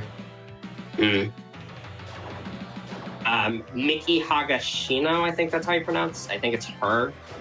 Was one of the earliest Gradius composers, and their works are insanely good. Yeah, I got to applaud massive shoutouts to them. The experience of Superviper, just being able to cast and discuss various amounts of trivia, while at the same time playing this atrociously difficult game that could be probably less difficult it was on more powerful hardware. Or more difficult because you don't have slowed down. Which, again, this section also really, really poorly demonstrates how abrupt slowdown can be. So you really have to be careful when you're maneuvering through tight spaces, because if you're sometimes, again, the game can just stop lagging long enough for you to crash into a floor because you were holding a direction for slightly too long, and now you're dead. So that's one thing you really have to be mindful of. Once you play this game enough times, you sort of gain experience with it. So the cool thing about this song is that the key goes up by a half step with every loop until it goes back to A minor. The song is, I want to give a quick shout out to Laser Trap Productions. He's a good friend of mine who lives in the UK. He's probably asleep right now, but he makes, I had him make a piano medley for a playlist of songs, including a bunch of Gradius songs that I made a while ago, and he did a really good job transcribing a lot of the Gradius songs, especially the ones that weren't necessarily meant for piano, and this is one of those songs. It sounds really, really good. He has a solo cover of it on his channel, and I would highly recommend you check him out. Again, Laser Trap Productions. He makes a lot of really, really great piano covers of video games. He's also a speedrunner, though. So check him out when you have the time. We actually had a question in chat that has been answered. They said, is this game easier on the SNES? But I'm actually kind of wondering what the differences were exactly between this and the He just nerfed so many things. For example, these rocks aren't drawn at all. Like they removed a bunch of stage elements to make them easier. Like that first half of the underground section just flat out doesn't exist in the SNES port. And this dirt section is a lot smaller, and these rocks are destructible. Also, the stage order is just a tiny bit different. They also nerfed a lot of bosses to make them a lot easier. For example, the Moai stage boss that you're going to see later, it is literally impossible to kill with certain weapon types. It's barely possible to kill with the one I'm using. I don't have a force field here. Luckily, this is one of the few checkpoints I know how to recover from, but I'd rather not, so we're just not going to worry about that. We're going to try to not worry about that. Okay, I got my force field back, so we're good. It has, like, sometimes it just spawns, like, it just keeps one pixel of the terrain and it still counts as a collision, and you just die. Our Ducker or one of those, like, Ducker turrets can just spawn out of nowhere. That's the really annoying thing that can happen in this section. It happens more often when you're recovering. All right, well, there's a popular opinion, like I would say even a myth, that in order to be good at shooting games, you have to either have inherent talent or dedicate like like a bunch of hours per day for doing so. But no, as long as practice is regular and you are applying some analytical methods like the methods of streaming the bullets and like the other common patterns, it's just like learning a rhythm game. Like the more games you play, the more stuff you notice that you can apply to the other games. And so there's plenty of theory and not just, grinding out runs. These games do kind of come down to muscle memory. But since you're not going to get the exact same thing every time, you do have to also know how to adjust on the fly. Also, I am watching these Iron Maidens like a hawk because we should give a shout out to a 1cc Marathon 2017 where one of these Iron Maidens actually slipped past my weapons and killed me. It was a pretty hilarious moment, but I've learned from that. And the reason I'm setting it up like this is so I can farm from 2 of these hatches at once. Again, I won't score. Now they're gone. Activate the tail gun here, which is the useful thing about this type as well. So I'm going to go up for this quick kill on Big Core Mark III here. This boss is insanely hard if you don't do this. I either am going to get this or I'm going to have to time it out, basically. I'm going to try to take out the back core first, because if you take out the front 2 cores first, then it does this really, really fast laser attack that's kind of hard to dodge, even with slowdown. And I got the back core, and there we go. I'm pretty sure that's the fastest I've ever killed Big Core Mark III. Nice. And this is the only stage in the entire series that is in pseudo 3D. And there's no enemies or no boss. It's just a bunch of power capsules. As such, this is another checkpoint where you can die and easily recover from. It's a surprising change of pace here. There is a Gradius spin-off type game called Solar Assault. I think that's what it's... Yeah, it's Solar Assault, and then there's Solar Assault Revised, which are also in full 3D, and they're actually arcade games. I don't think they got ported anywhere, though. And I've never actually seen runs of them, but I would assume they're really good games. This next stage is the Moai stage. This stage is the epitome of you die and you're not recovering. But I'm actually going to show something off here. So the Option Hunter is in this game as well, and there's actually 3 different kinds. There's the regular kind, there's one that you can destroy after it takes your options, and there's one that sort of bounces up and down. But the nice thing about all Option Hunters in this game is that if you have a Mega Crutch equipped, you can destroy it after it takes your options. That's kind of a payback for letting it take your options at some point. With these Moais here, the way they spawn from these big Moais is random. And they also fire a lot of rings in this game. And the rings aren't as volatile as they are in other games, so it can be very hard to destroy all of them. And they can really build up after a while, so I'm going to trying to be really careful with them. Okay. So those Moais that are lying down can't actually see me, so I'm going to stick to this path I'm currently on. Otherwise, I would try to go down to the other path. Yeah, this is a nice thing about the spread bombs, is that you can just kind of splash damage enemies like that. So the spread bomb hit a ring, but then it actually went into the mouth because it was close enough. Shoot it in the mouth. The announcers say some funny things in these games. Especially games like Gaiden, and there are some Gradius games where the announcer says something like, if you somehow get a game over, the announcer will say some funny things, like in Gradius II, it's like, you need more practice. Poor boy. And, pardon my language, but there's one in Gradius V. If you die in game over on stage 7, the announcer literally says, "What the hell?" Wow. And there's Gaiden, there's like, "Poor boy," or "It is cold in space." Or just laughing at you. Savage. Yeah. Bully. Gaiden has some really cool taunts. All right, this is a pretty bad situation for me to be in right now, as I have a Moai that can face me from behind. It would theoretically be useful to lose your force field in this stage, because then the Moais would fire less rings, but I like having the safety net. I'm going to use a Mega Crash here to get those 2 cannons. I want to have laser highlighted at the end of the stage. Yeah, this is another part of the strategy, that you want to have a lot of things going on the screen, so you would constantly reach sprite limitations and so trigger the slowdown on your own. Basically, the more PS2 powerful version, you are, that would yeah. only count as one power-up capsule. That's a bug that they patched in this game. And More it powerful can you be are, kind of annoying, but it's really nice that that was patched. you get more screen fill with that.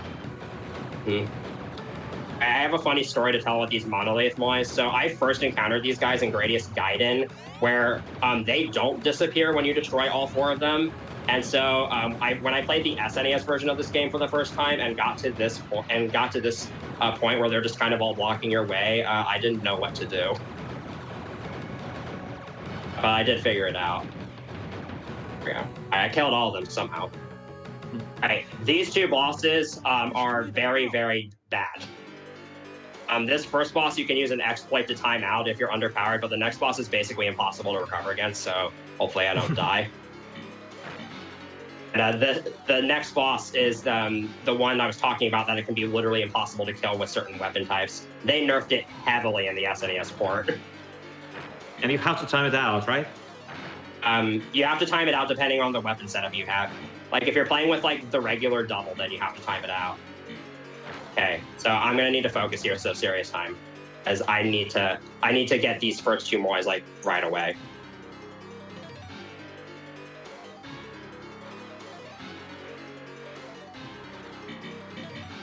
That's bad. Not good. Can maybe salvage this. Okay.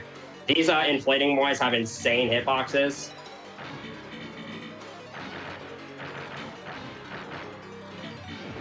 I get like anywhere closer to them than this, I will die. All right, I think I might just actually time this guy out. No, not you in chat. Okay. I somehow salvaged that. And then this one, you need to have a precise lineup to kill. I cannot believe I salvaged that. That was great. No life force on this stream. We only do numbered Gradius games. If you die to that boss, your run's basically over. And But I cannot... If you don't kill that bottom left Y right away, it is insanely hard to salvage that. So I'm really, really surprised I pulled that off. But you can see the other Gradius games playthroughs at Super Viper's YouTube channel.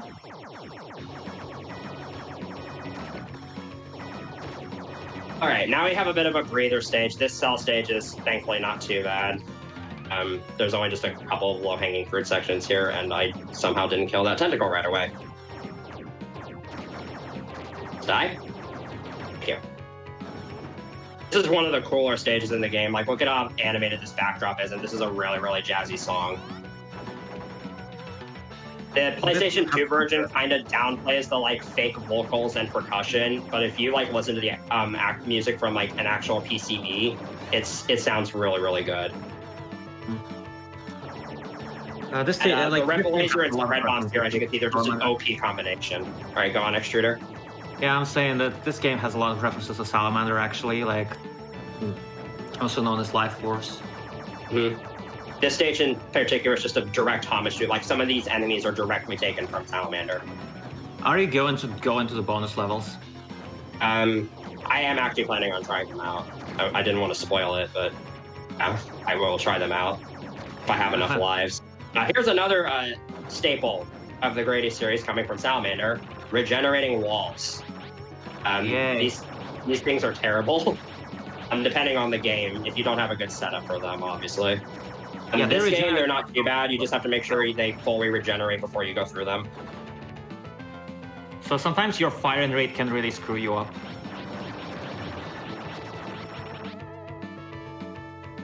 Just if you destroy if you destroy the walls randomly and you just keep firing, then they'll generate in a random fashion, and that makes it really hard to get through them. So that's why most of the time you just kind of want to wait.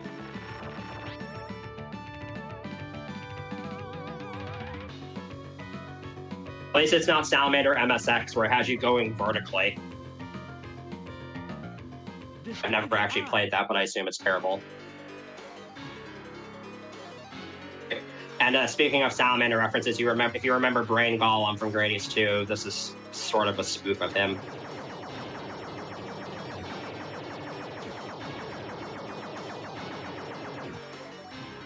It's nice that a lot of these bosses have manipulation tactics to them, and this boss is one of them.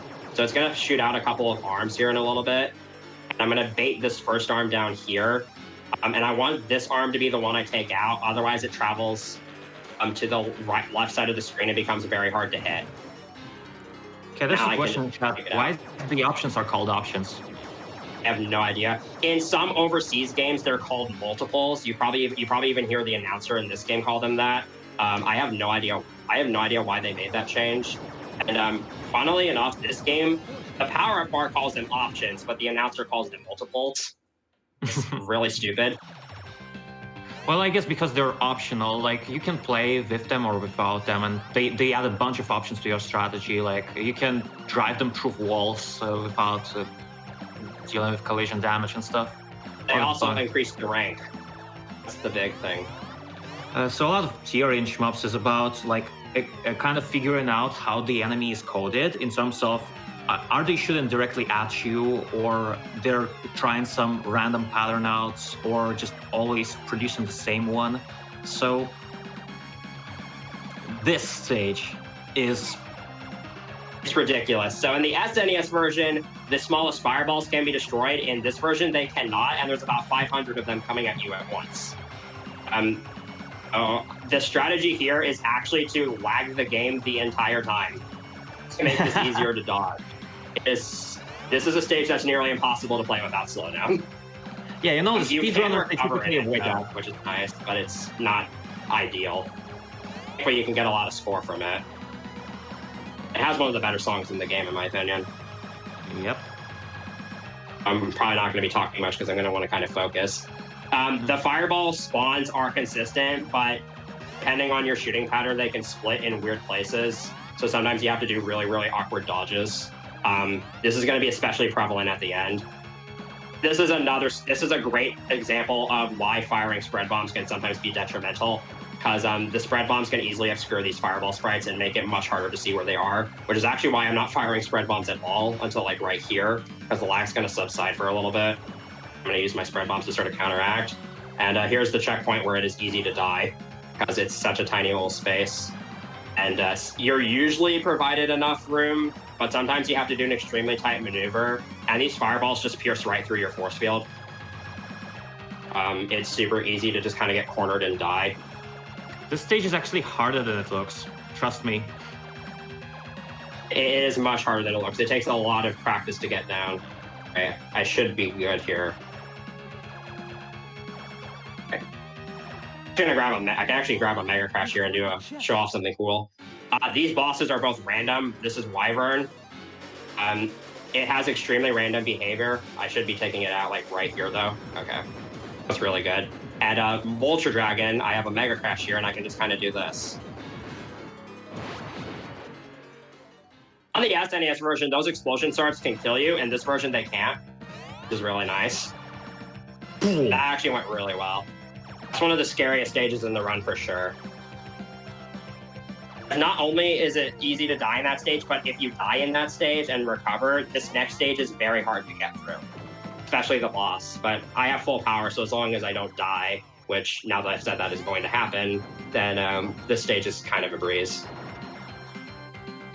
Here's another example of terrible hitboxes. There's a lot of geometry in this stage where you can die if you get nowhere near it. Mainly those bouncing plants down there, so I'm going to try to stay far away from those things.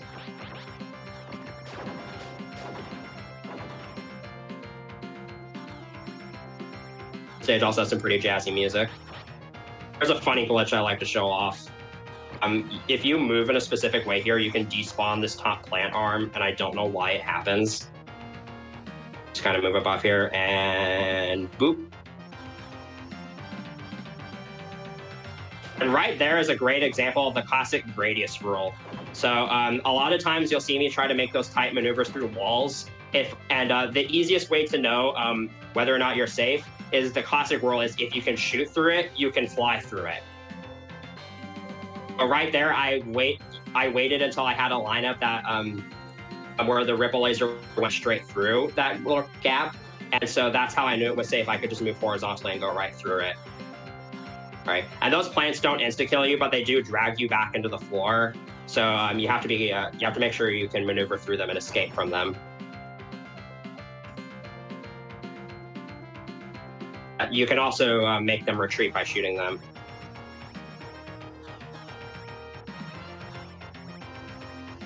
That's a common Gradius thing, just trying to maintain several different locations that are particularly different from level to level, just because, like, if usually in vertical shoot-em-ups, the stage design is defined by sets of enemies, then in horizontal, it's by sets of terrain instead. Right. And Chokingly, this is a boss you do not want to encounter if you have low power, because you basically have to time it out, and it's extremely difficult, and I do not know how to pull it off consistently, so you just want to make sure you get here with enough power, and it's easy. And yeah, you just kind of have to hold back. It is actually sucking me in, so I have to hold back this entire time, and if you get close to its mouth, you will die. All right. Now it's time for everyone's favorite level. Yay. So this is the stage that the developer of this stage actually won an arcade board with a special version of Salamander. I don't think he deserved it because it is sadistic. It makes absolutely no sense whatsoever. They actually originally planned for this stage to be a high-speed stage, but then it just sort of melded into a Tetris-style crystal stage. And it has probably the most infamous part of the entire series at the very end. Yeah, because it's RNG, and so like you can lose regardless of your skill at the game. Yeah, you could get here. As you can see, I have 10 lives. I have like about 10 lives in reserve. I could lose all of them to this level without much of a choice. I'm actually going to be able to clear out all the like Battle cannons. Royale, but Tetris. Totally new concept. You have to take a specific path here, or else you can get dead-ended, like down there. And, this last part here, I want to make sure I take out a lot of these cannons because they can shoot you in the back. If you destroy them while they're in the ice cubes, they also give you more score. It's not fully RNG, it's like a set of seeds, I believe, just the cube rush part. There's several different patterns here, but yeah, in case you don't know, this is the cube rush. So 100 different cubes are going to fly at me from the right side of the screen, and they're going to kind of charge at me like that. And I want a pattern that allows me to build this sort of wall in the lower left-hand corner. All right, the Omni cube's coming. I think it's going to be nice. This is actually really good so far. This might be a first try. But the option hunter is going to appear. This is the third type of option hunter that has a wave. There's a Mega Crash there to take care of it. So you can get a ton of different patterns for this Crystal Rush, and only a handful of them actually allow you to effectively build a wall like this. And if you die, this stage has no checkpoint, so you go all the way back to the beginning, which means you lose about 2 minutes every single time you get here. And it's not common to get here and then you blow like anywhere from like 2 to 5 lives here, or even like 10. Just from getting bad RNG, but this is actually surprisingly good.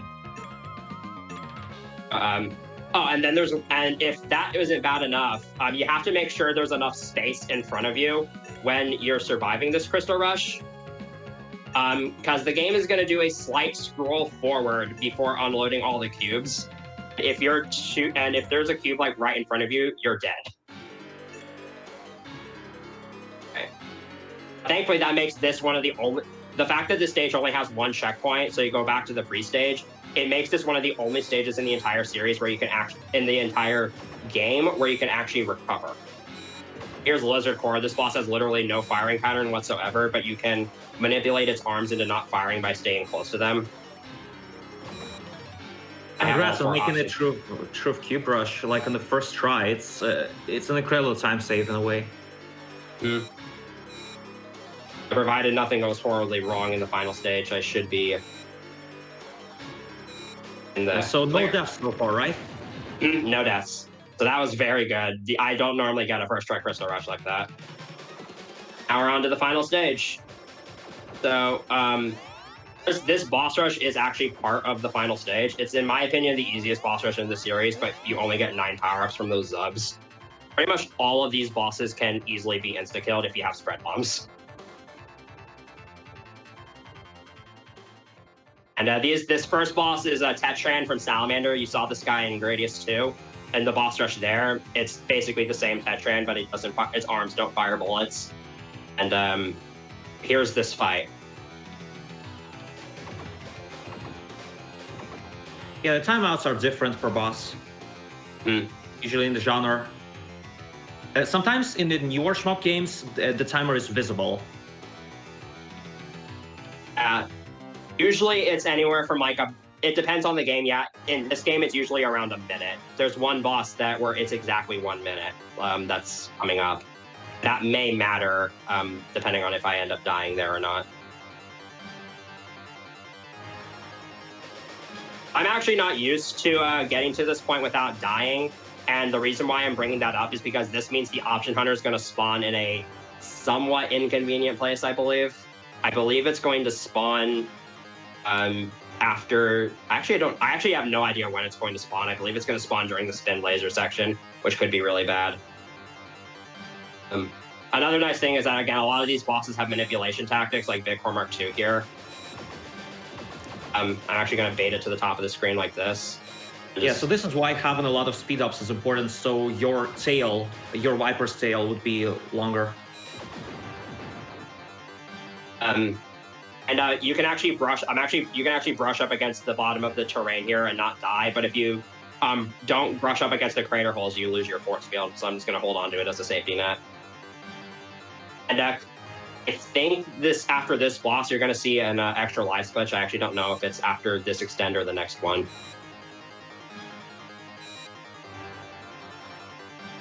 And this is one of the only bosses that's actually kind of difficult, but if you have slowdown, it's not a huge deal.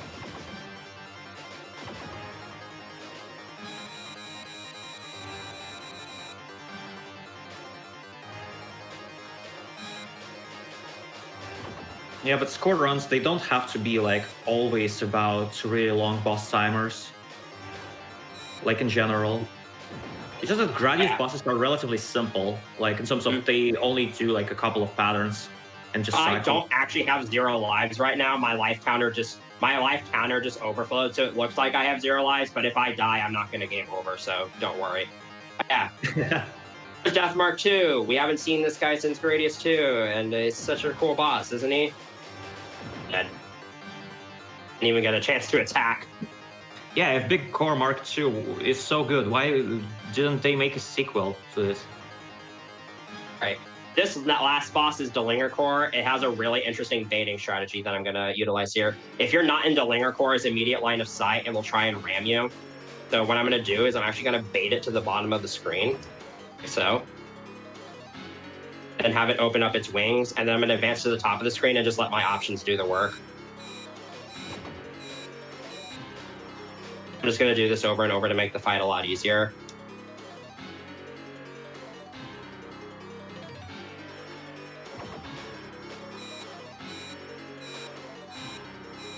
This last barrier is really, really weird because it's smaller than the rest, and it's also located a lot higher, so it's harder to hit. There we go. Okay, so really important that I don't die for the next, minute. Because I haven't reached the next checkpoint yet. So if I die at any point before the first set of red subs appear, I actually have to redo the boss rush. So it's really important that I survive here. It's also really important you have an option in the ceiling there to take care of that hatch. This is actually one of my favorite final base stages in terms of design. It's got some really, really cool gimmicks in it. The lights are going to turn off here.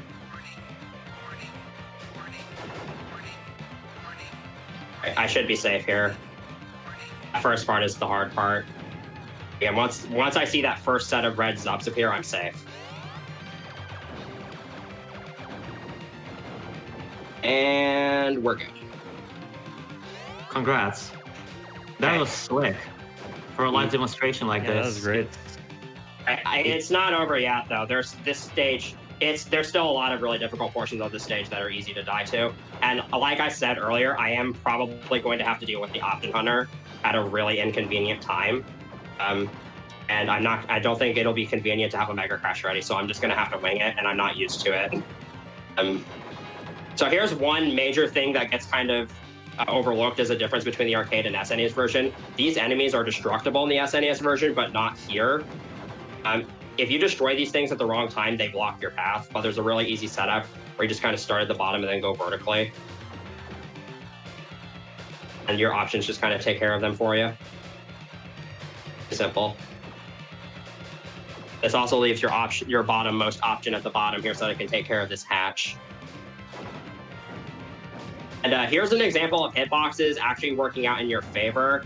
The tops of these moving floors here, you'll notice I can fire through them. The very tips of all of these moving floors just don't exist for some reason. So you can fly through them, and that can be useful in a few spots. Okay. This hatch is going to fire some enemies at me, but due to sprite overload, it's actually not going to fire that many. I'm actually kind of low on my force field here, so I'm going to have to lose it here. There we go.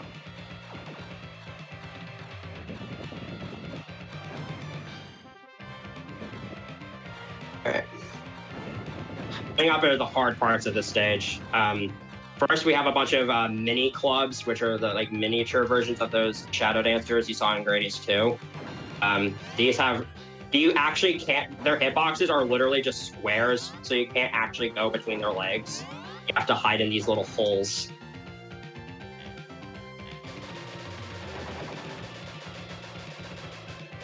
You have to make those really, really tight dodges. Right. This is the scary part. You have to make sure when you're exiting from this hole, you want to hold down instead of down right, or it's super easy to crash into the wall in front of you. Right. I have to take care of all these hatches so that it doesn't become bullet hell. Now we have my least favorite part of this entire game. I absolutely hate this checkpoint. These spin lasers are not affected by lag, and they're super hard to maneuver through. And here's the option hunter again. I can probably bait it here. That went well. I'm gonna avoid shooting here for a little bit to manipulate the pattern. I'm probably going to die here.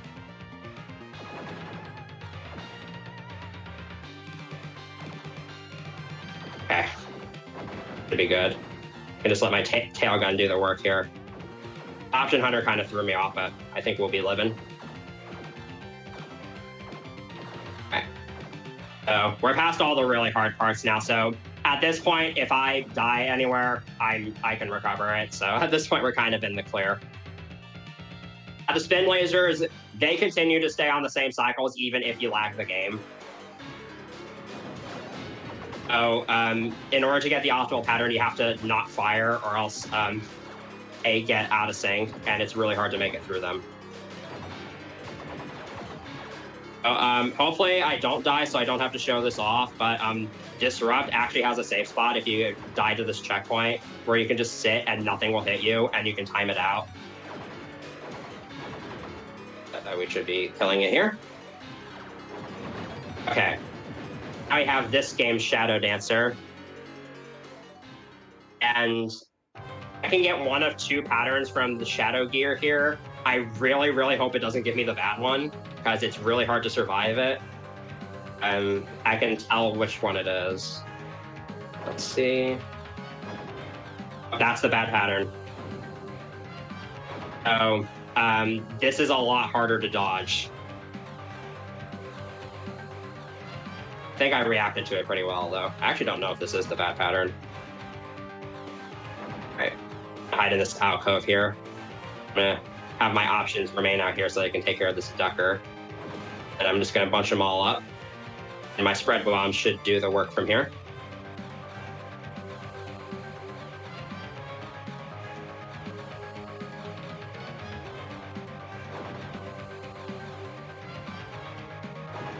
That went well. And that's it. So now I just have the screen scrolling at less than 1 pixel per frame. Yay.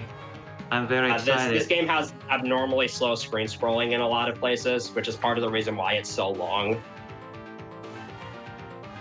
You know, I would be more hype about this if not the fact that this is Gradius III. Yeah. like one of the hardest arcade games, and this guy just went throughout it with no deaths at all. It's I still have this rad. last checkpoint, and these meatballs have really, really big hitboxes, and they're hard to maneuver if you have high speed up levels. And not only that, I'm going to be, since I have a decent amount of lives, I'm going to be showing off a little bit of bonus content for you guys that I don't normally do in 1cc attempts. Oh, might be screwed here. A little GDQ special. I cannot believe I didn't just... Oh, never mind. Jinx myself. Okay, though, this is an easy checkpoint to recover from. I'm blaming that on extruder commentator's curse. It's okay, though. I have more than enough lives to handle this.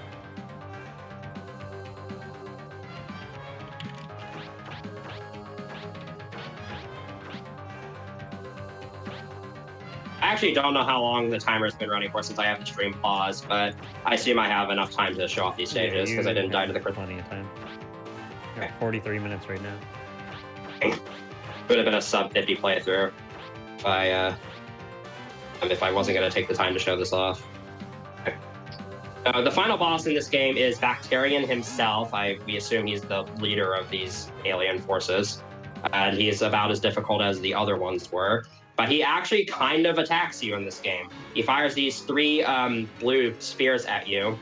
The SNES version, these things kill you. In this game, they do something else. We just kind of have to wait for the screen scrolling to finish up here, and you can pay attention to all the sickly yelling faces on the ground.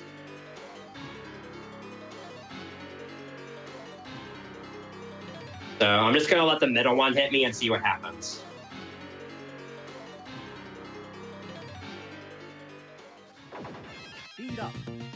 This game's bonus stages. These are this is a recreation of the first stage of Salamander. I'm actually in the latter half of it now, and the game actually strips you of all of your power-ups when you go to one of these stages, which is part of the reason why they're not really worth it in 1cc attempts. Exclusive content. I'm scared here. Okay, we're good. To make a tight dodge there. These walls are regenerating as well, and there's a bunch of tiny brains in here that you have to shoot out. You can just kind of stick to the bottom and make it easier. Imagine being so good at the game that you just play another game instead. Mm. It's just like TASbot. That's a really good analogy. Okay, I'm gonna lower myself here so I can pass this brain. And what's cool is that since Gradius III and Salamander have the same sound chip on their arcade board, this is like a perfect recreation of the Salamander Stage 1 music, Power of Anger. You can kill these hands before they even spawn. Salamander 2 is also a great game. Salamander 2 is a good game, it's just got a really terrible rank system. Ah, yes. Okay, gotta be careful here because there's a lot of enemies here firing at me. So in each of these stages, you also only get 2 power-up capsules, so you'll have your pea shooter to work with and nothing else.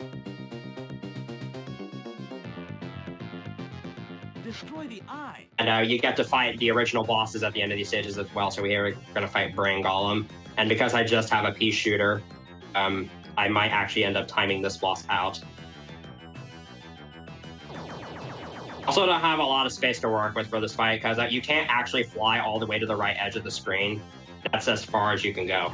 You also have this regenerating wall blocking you at the left side.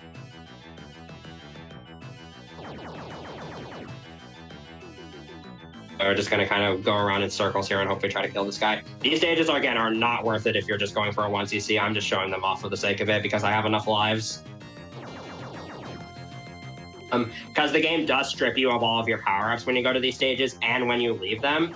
And if you're going for high loop execution, you basically have to end stage 10 with full power, because the game carries over your power-up state between loops.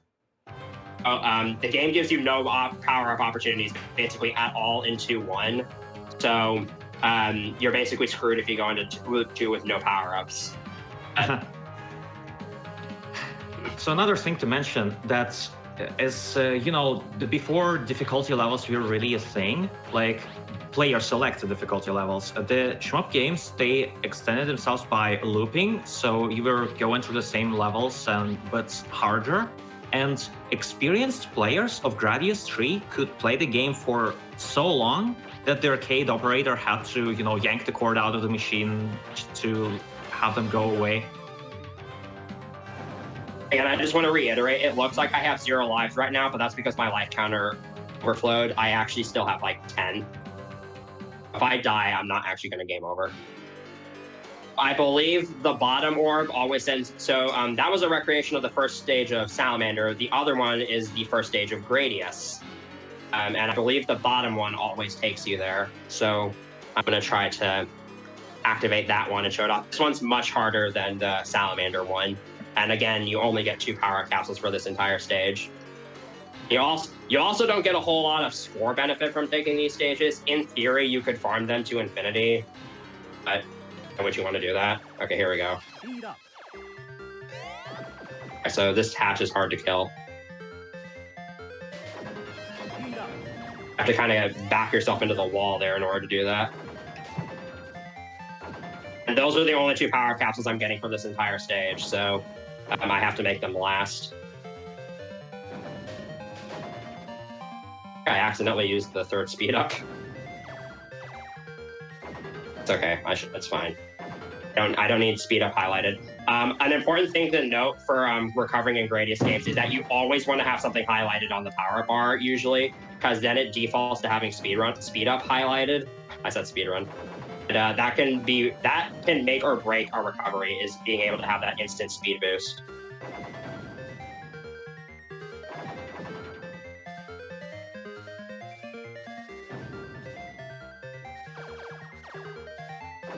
Imagine if Konami is watching.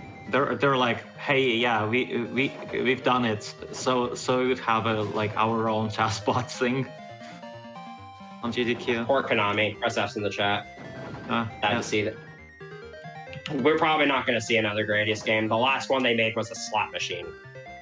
I'm sorry, but yes, like the last one they made with collaboration with Treasure, and Treasure is ex-employees of Konami, if I recall correctly. I mean, technically they made Gradius Rebirth after 5. So here we have Big Core. It's about as threatening as it ever is. I personally think this is one of the best bosses in this series because it's basic. It's such a classic. By the way, if you look up on this game does have a page on the cutting room floor or tcrf.net. There's a ton of unused content that didn't make it into this game.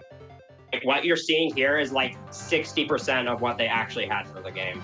It's actually crazy. TCRF. There's a bunch of brilliant. This game also does have unused music, including 2 songs that are like recreations of songs from earlier Gradius games. I actually cleared both of those stages, so now I'm actually going to go ahead and take out Bacterian and actually try to finish the game. Well, there's a question in chat. Wasn't Rebirth games we were done by M2 instead? Okay. Thought Konami played a role in them, but I guess not. I'll also check out Gradius Rebirth because it's sort of like a continuation of the MSX genre with storylines and everything. It's actually pretty cool. And it reused all the music in that game is like reused from Yeah, I like how Nemesis is pretty much a separate series now. I was trying to go for those extra power capsules and really shouldn't have. I've learned my lesson. So hard. I am sorry that you have to watch this checkpoint over and over again. Instead of bullet hell, it's terrain hell instead. Exactly. This is the final checkpoint of the game, by the way.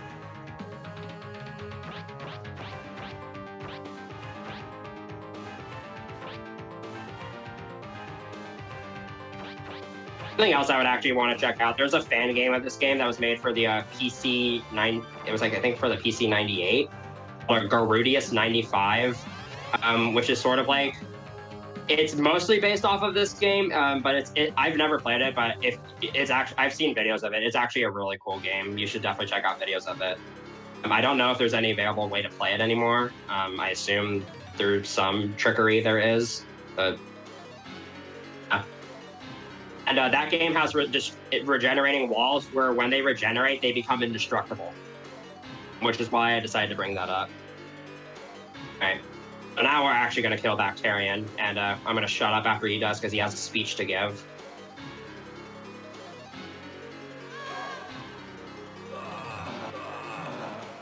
I was born out of the greediness of mankind, while many so will I. All right.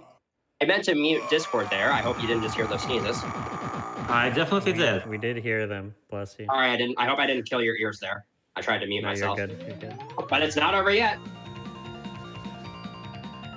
It's not over yet.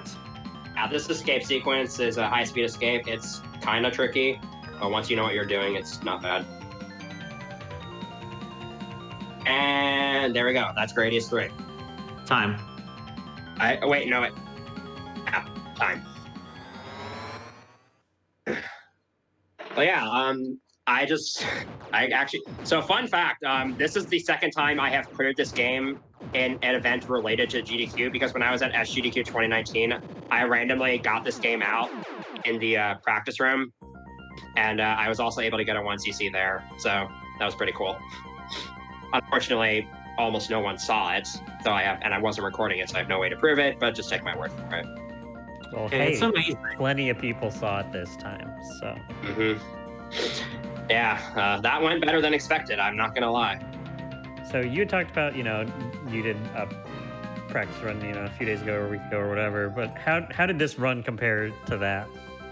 Well, I died in the Crystal Rush, I died in the Cube Rush 4 times in Stage 9, which is expected usually. And then I think I also had a death to Shadow Gear, and I had to recover at the Disrupt checkpoint. But other than that, this run kind of. And then I also didn't take the bonus stages in that run because I didn't feel like practicing them at the time. But I decided to take them out for a spin here. Well, hey, congrats on getting it first try. You said it was very RNG based, right? This is not. It's just in general not a marathon safe game, so I'm really happy that this went well. Yeah, over 10 minutes under your estimate of 54, so nicely done. Yeah. Obviously, I don't usually run these games with timers. Yeah. All right. So that was Gradius III. Before we get to our next break, do you kind of just want to remind us where we can find you, and what kind of things do you do? So I'll go ahead and play Loop 2 while I'm doing this. I'm not going to get far, by the way. So again, my stream name, Super Viper T302. I don't actually stream these games very often. I usually stream speedruns, hence why I'm on GDQ. And my main games consist of, you probably know me for Super Mario Galaxy 2. I've done that on GDQ 4 times now. I also speedrun the original Super Mario 64, as I mentioned earlier. I run Mario Kart 64, and I run Hack and Roll Remix, which I've also shown on GDQ Hotfix before. I occasionally play these games and other kinds of games whenever I feel like it. I like to consider myself somewhat of a variety streamer, but I mostly do speedruns. And I also, most of my Gradius related content is in the form of a 1-credit clears that I have in a playlist on my YouTube channel. Again, be warned, some of them are in black and white. If you want to check me out on YouTube, it's again Super Viper T302, but there's a space in it to keep in mind. Yeah, that's kind of it. And if you want, one thing I do want to plug real quick, I do have an example 1cc of this game for people who are looking to 1cc this game with subtitles that you can enable through turning captions on. That sort of go over this game. And if you're looking to getting into trying to 1cc this game, I would highly recommend you check that out. It's sort of like an example 1cc that uses strategies that I think beginners should use. And I also have a run of this game on the hardest difficulty, which again is not much harder than what you just saw. And that's all I have to say. So I'll throw it back on over to you. Okay, well, maybe I don't know, just how much of the game there's left. I could talk about myself a little, just to introduce myself. I only have a couple lives left, so go ahead. Okay, so, well, the first time I saw GDQ as a thing was in 2011.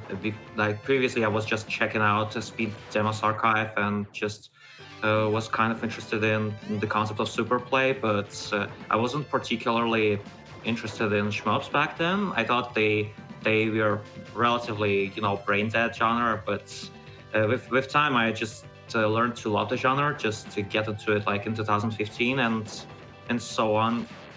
I understood that I wanted to just showcase the genre to more people, and so that's why I became a GDQ SG Weekly staff instead. And so since like episode 137, and so I brought a lot of guests to the community, and just to talk about their super plays, one credit clears, score runs, and it's really nice to be finally on GQ show, just seeing how much the thing has grown, and just especially seeing stuff like Tetris TGM that I also played in the past, like getting a community, because previously I was in stuff like servers like Hard Drop Tetris, and so I picked everything up by myself, and I can't really consider myself like a super player. It's just a lot of training and practice, but I love those games, so I wish I could transform some of that love to you.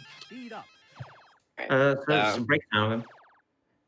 Yeah, and with that, we are not done yet. We still have a boss rush of Gradius IV as well as Gradius V coming up after this break. I want to thank everyone for tuning in, sharing the stream, and sticking with us through these ad breaks. We are going to be having a quick break here.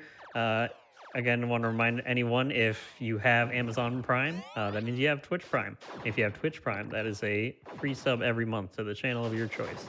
So, we really appreciate it if you sub to the Games Done Quick channel. It helps us with producing all of these different hotfix events that we have that you can find out about at gamesdonequick.com/hotfix. But with that, we are going to have a quick break, and we will be right back with Gradius IV Boss Rush.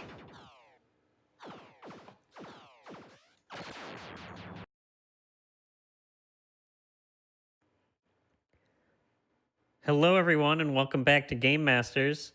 We are going to be having a showcase of Gradius IV now. It's going to be the Boss Rush mode. This is going to be a little bit different than the runs that we've just seen of one credit clearing the full games. But I just want to hand it over to Viper to explain a little bit about this as we get started. All right, so this is, again, Boss Rush mode. This is exclusive to the PlayStation 2 port of the game. I believe you have to just beat the game in order to unlock it. It's a time challenge against the bosses from the first 8 stages of the game, and again, all default settings. I'm going to go ahead and get ready on countdown in the weapon select screen. So started in 3, 2, 1, go. This game does use in-game time, though, so I will be referencing that. So the nice thing about Boss Rush mode is that you automatically start at full power, and you don't need to work your way up to it, even if you die. You don't have a force field, though, but what you can do is you can use the power-up button to increase your level of speed up, so I always go up to 3.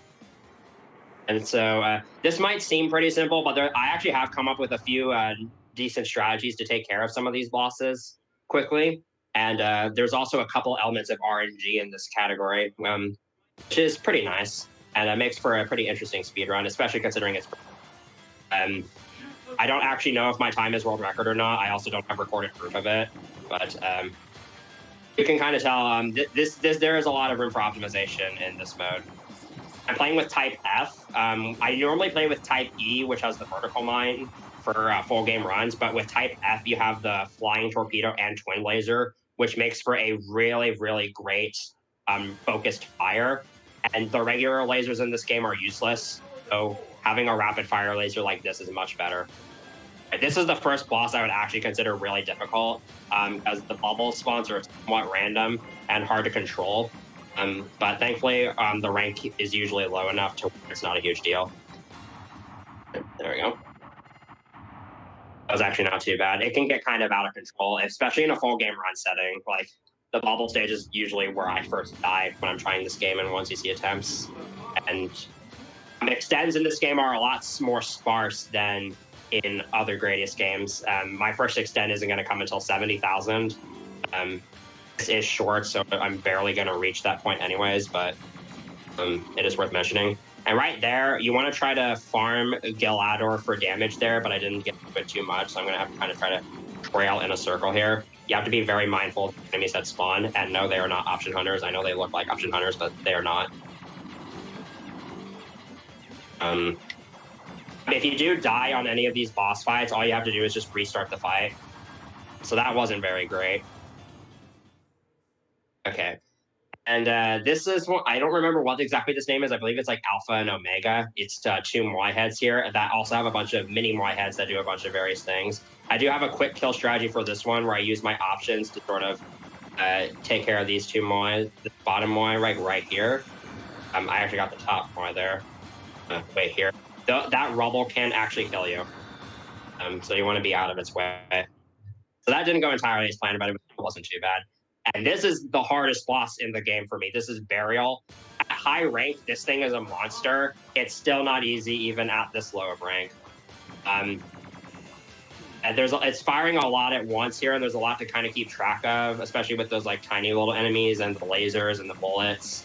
But what the worst part about this fight is actually after you kill it, it has this suicide attack where so the eyeball is actually a Zealous Force, which is the final boss of Salamander. And it will sort of fire this spread shot of lasers at you. Okay, that's a good position. If it's in a bad position, if it's too close to the left side of the screen, it can be really hard to dodge those lasers, and it's really easy to die to them. And again, if you die in one of these fights, you have to redo the fight. Nice. Except this is a rolling core. This is an entirely RNG-based boss. You can kind of point blank it. All right, so in between laser spreads, it can do one of 4 different attacks. There are various attacks where it's easier to kill. You want to be careful when it has low HP left, because then it will start rapid firing lasers from its center, which can be really difficult to dodge. And now we are on to, this is the final stage of bosses, but this is the boss rush stage, so I have to do 5 of them. First, we have Vanishing Core, which is the other element of RNG in this run. Right here, it can either continue firing missiles or it can charge forward. If it charges forward, it's a lot easier to attack, like this. You can just kind of point blank it into that. Getting that second try is actually not that great, because that does lose a lot of time. And then here's the next boss, Vigor Mark III Kai.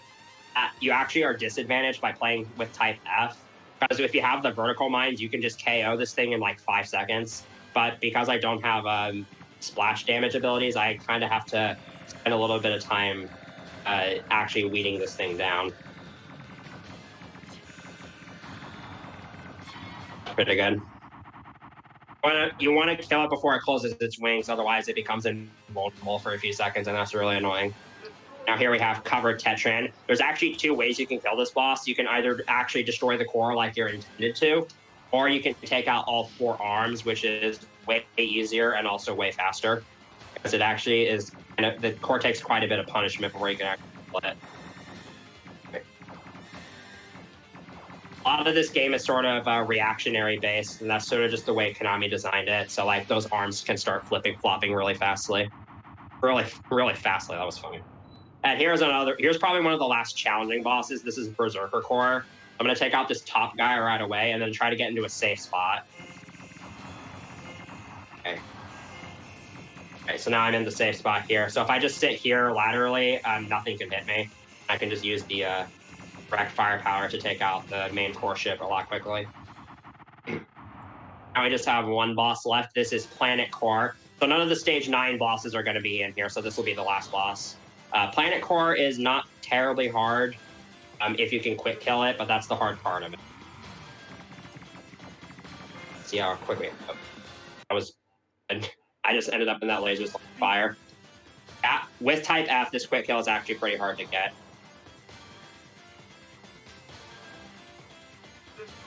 Is this the first death? Yeah, that was the first death.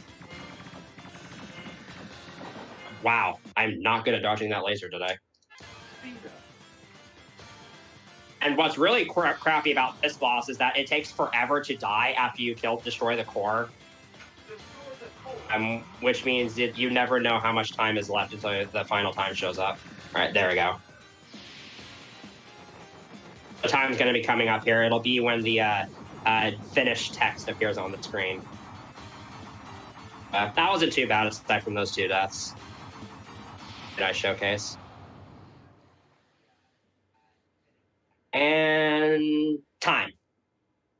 And game time, that's at 6:42. That's too bad again, considering I died twice to that final boss. Yeah, well done. Mm. Right. Again, very short category. I did submit this to SGDQ, but I just nice to show it off here anyways if it doesn't get in. So hopefully you enjoyed that nice little showcase. And again, I'm going to throw it back on over to the host until I switch for my last game. Yep, we're just going to have another quick break as Viper switches over. So just stay tuned and we'll be right back after this.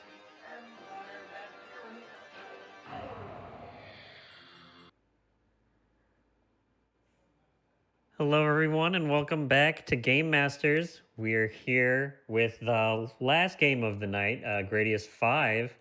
Before we get into that, just a couple quick announcements. We have an all-women speedrunning event, Frame Fatales, returning with another event online on November 15th. You can go to gamesdonequick.com/framefatales for more info on that.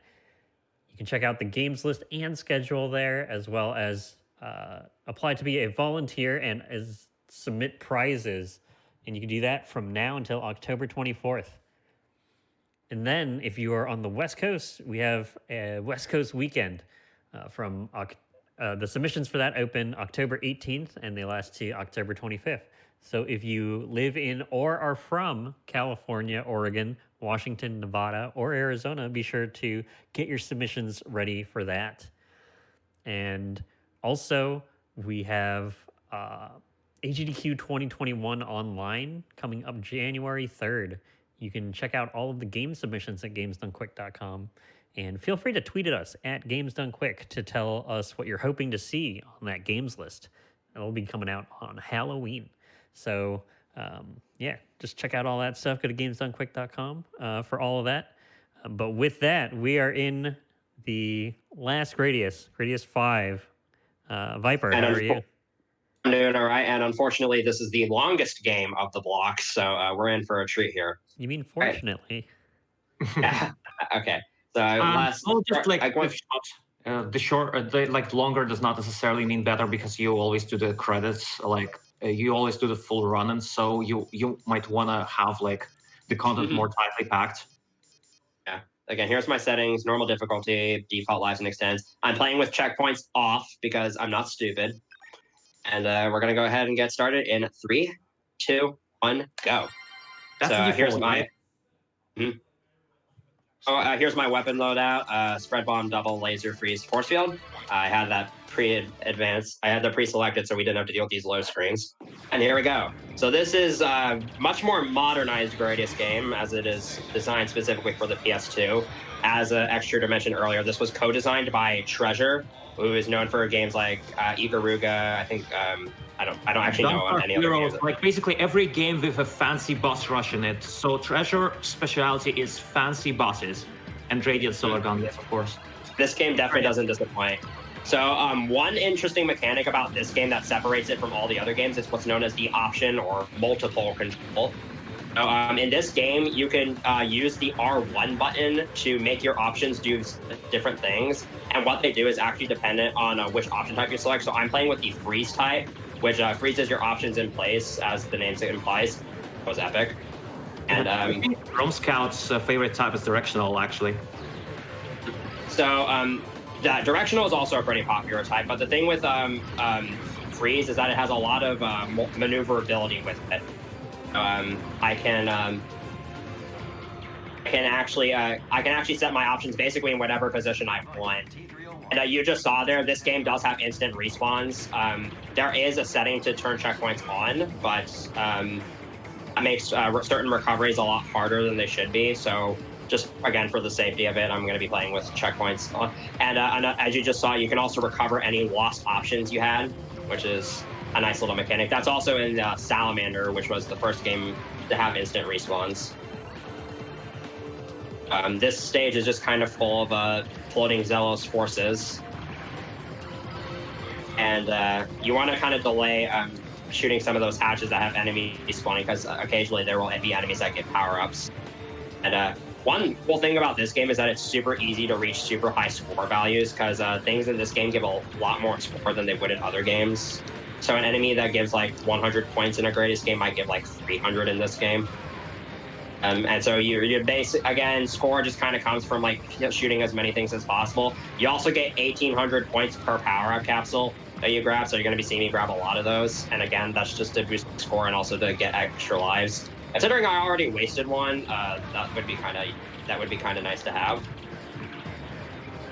Was there a death in the start of the game on purpose or not? It was not on purpose. I was just bad, but it's again, instant respawns make recovery in this game a bit different, but also a bit more manageable. There is one caveat to certain recoveries, though, and that's that it can actually lower the rank and put it down to a much more controllable level.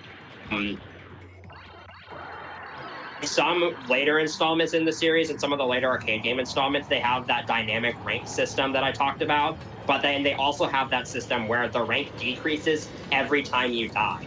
Unlike games like this, where once you die once, the rank hits its lowest level possible.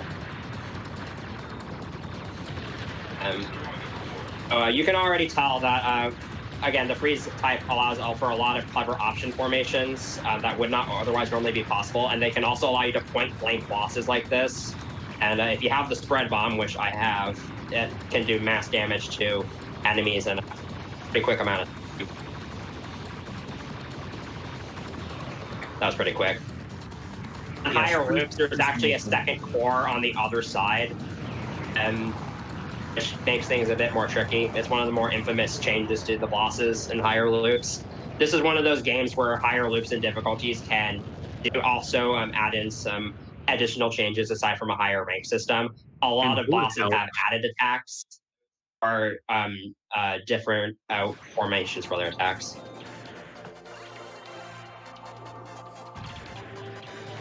There is one thing I need to point out with this game, though, and that's that there's actually two things. It's a more modernized game, so it has you're going to see an unskippable cutscene coming up here. I know, terrible. And it doesn't have much variety in its stage design, which isn't necessarily a bad thing. It does kind of make this game feel a bit left out compared to some of the other games. We don't have the volcano stage or the Frank stage.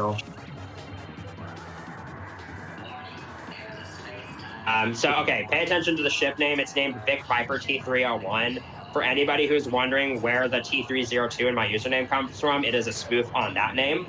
So Super references Super Mario, Viper references the Vic Viper, and then T302 is the spoof. So that is an explanation of my username, and this game is kind of where most of it comes from. So if you ever wondered, and don't worry, all of this will make sense later. And there's some very interesting paradoxes that happen in this game. And I'm called Extruderx because I like industrial machines. And I like cats. So I'm using the double here. Because of the freeze options, the double doesn't necessarily have as much of a use, but it's still useful in some places compared to the laser, especially when I want to attack something from a single spot, which is what I'm going to want to do here quite often. I'm using the regular laser just to kind of balance things out in terms of power, since I'm using the spread bomb, which you could argue is overpowered. There are other laser types like the energy laser, E-laser, or the fire blaster that are extremely overpowered and allow you to kill bosses in like one shot. I don't want that to be the case, because that would make this game too easy. So just to spice things up a bit, I'm playing with the regular laser. This madman is just done with Gradius III, and he says that Gradius V on certain settings is too easy. Okay, so I'm about to do something that you're probably gonna be confused about. I'm just gonna say for now, I'm doing it for score. What I'm about to do here is going to come into play later at the very, very end of the game, but I don't want to spoil it yet. So just know that what I'm doing now is going to matter.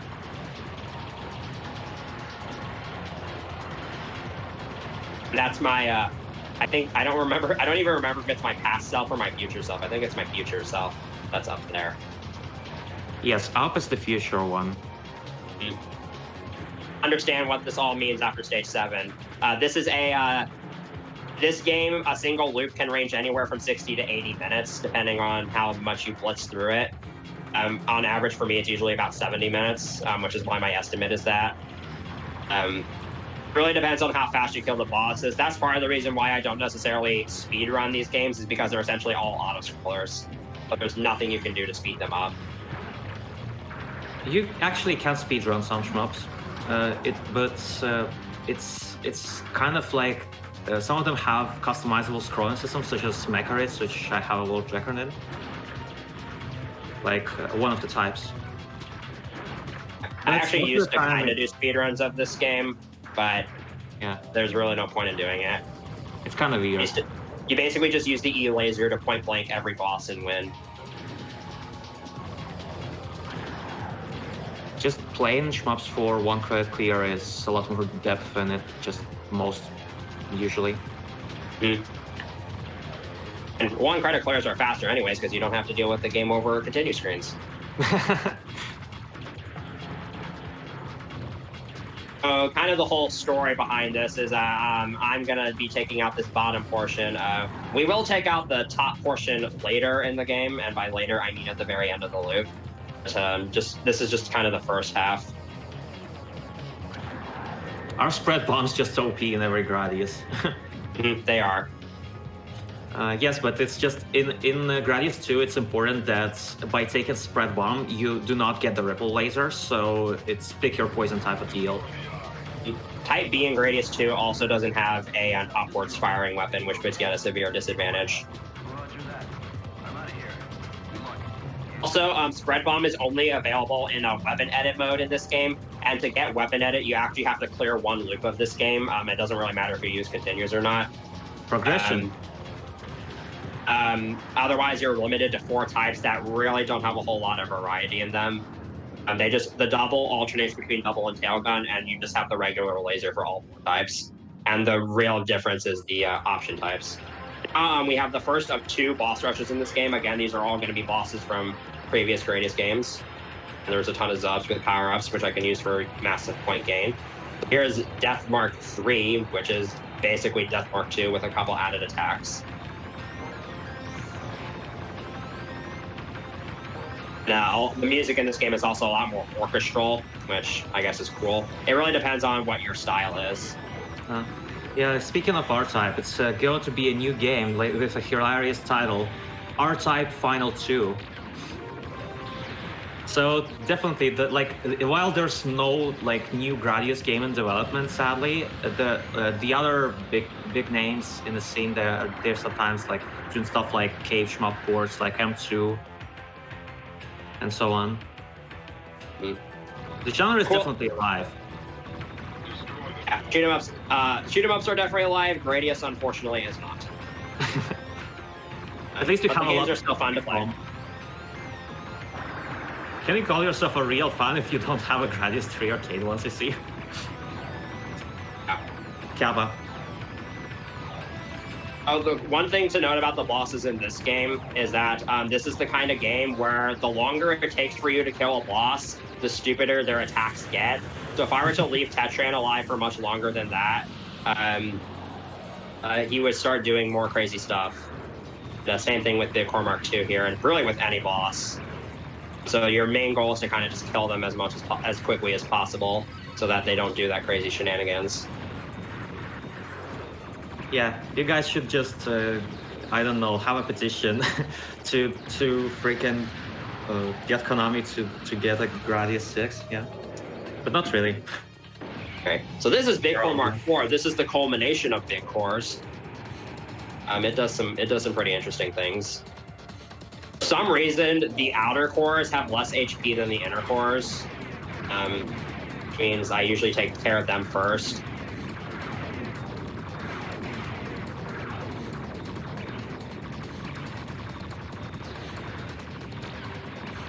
This is a game where if I had a hand cam, it would be really, really nice to see, because because of the option control mechanic, I am constantly lifting my finger on and off the R1 button. You have to hold the R1 button in order for the options to fully freeze, and I'm constantly having to readjust it, which makes the which is part of the reason why I love the freeze type so much. Is not only there's a lot of maneuverability with it, but you can also have a lot of creativity with it, and it you really test how fast you can move your hands. Okay, what's your favorite Yu-Gi-Oh card of Gradius? Did you say there? What's your favorite Yu-Gi-Oh card for Gradius? I don't play Yu-Gi-Oh. I'm sorry. But you saw the visuals of it at least. I've heard of the Yu-Gi-Oh cards. I don't know too much about them, and I've seen that like Yu-Gi-Oh episode where there was like a Gradius Boss Rush in there. That's really good. I always saw that clip, and they like edited it. The person like edited in the original songs, which I thought was a nice touch.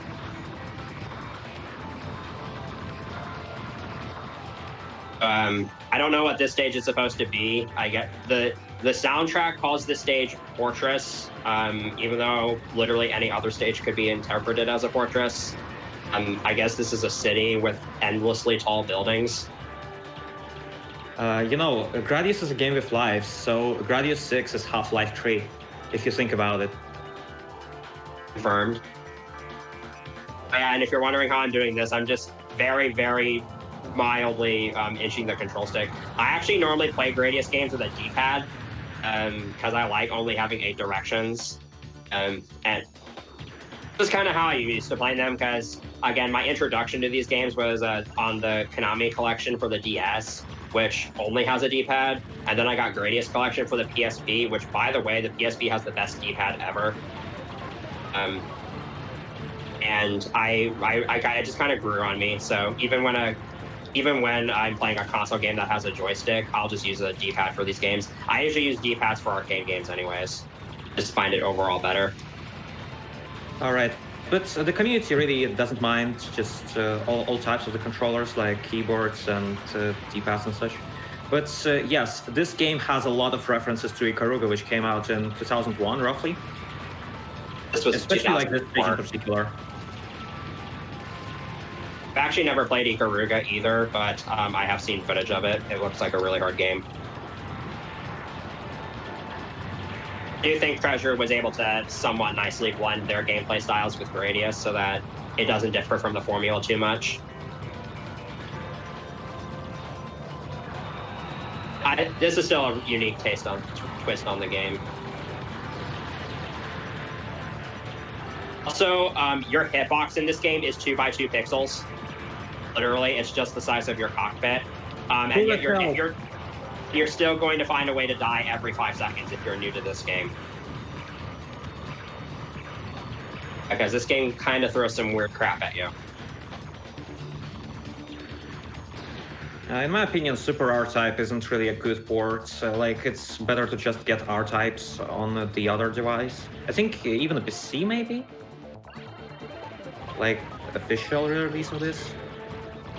I don't exactly remember.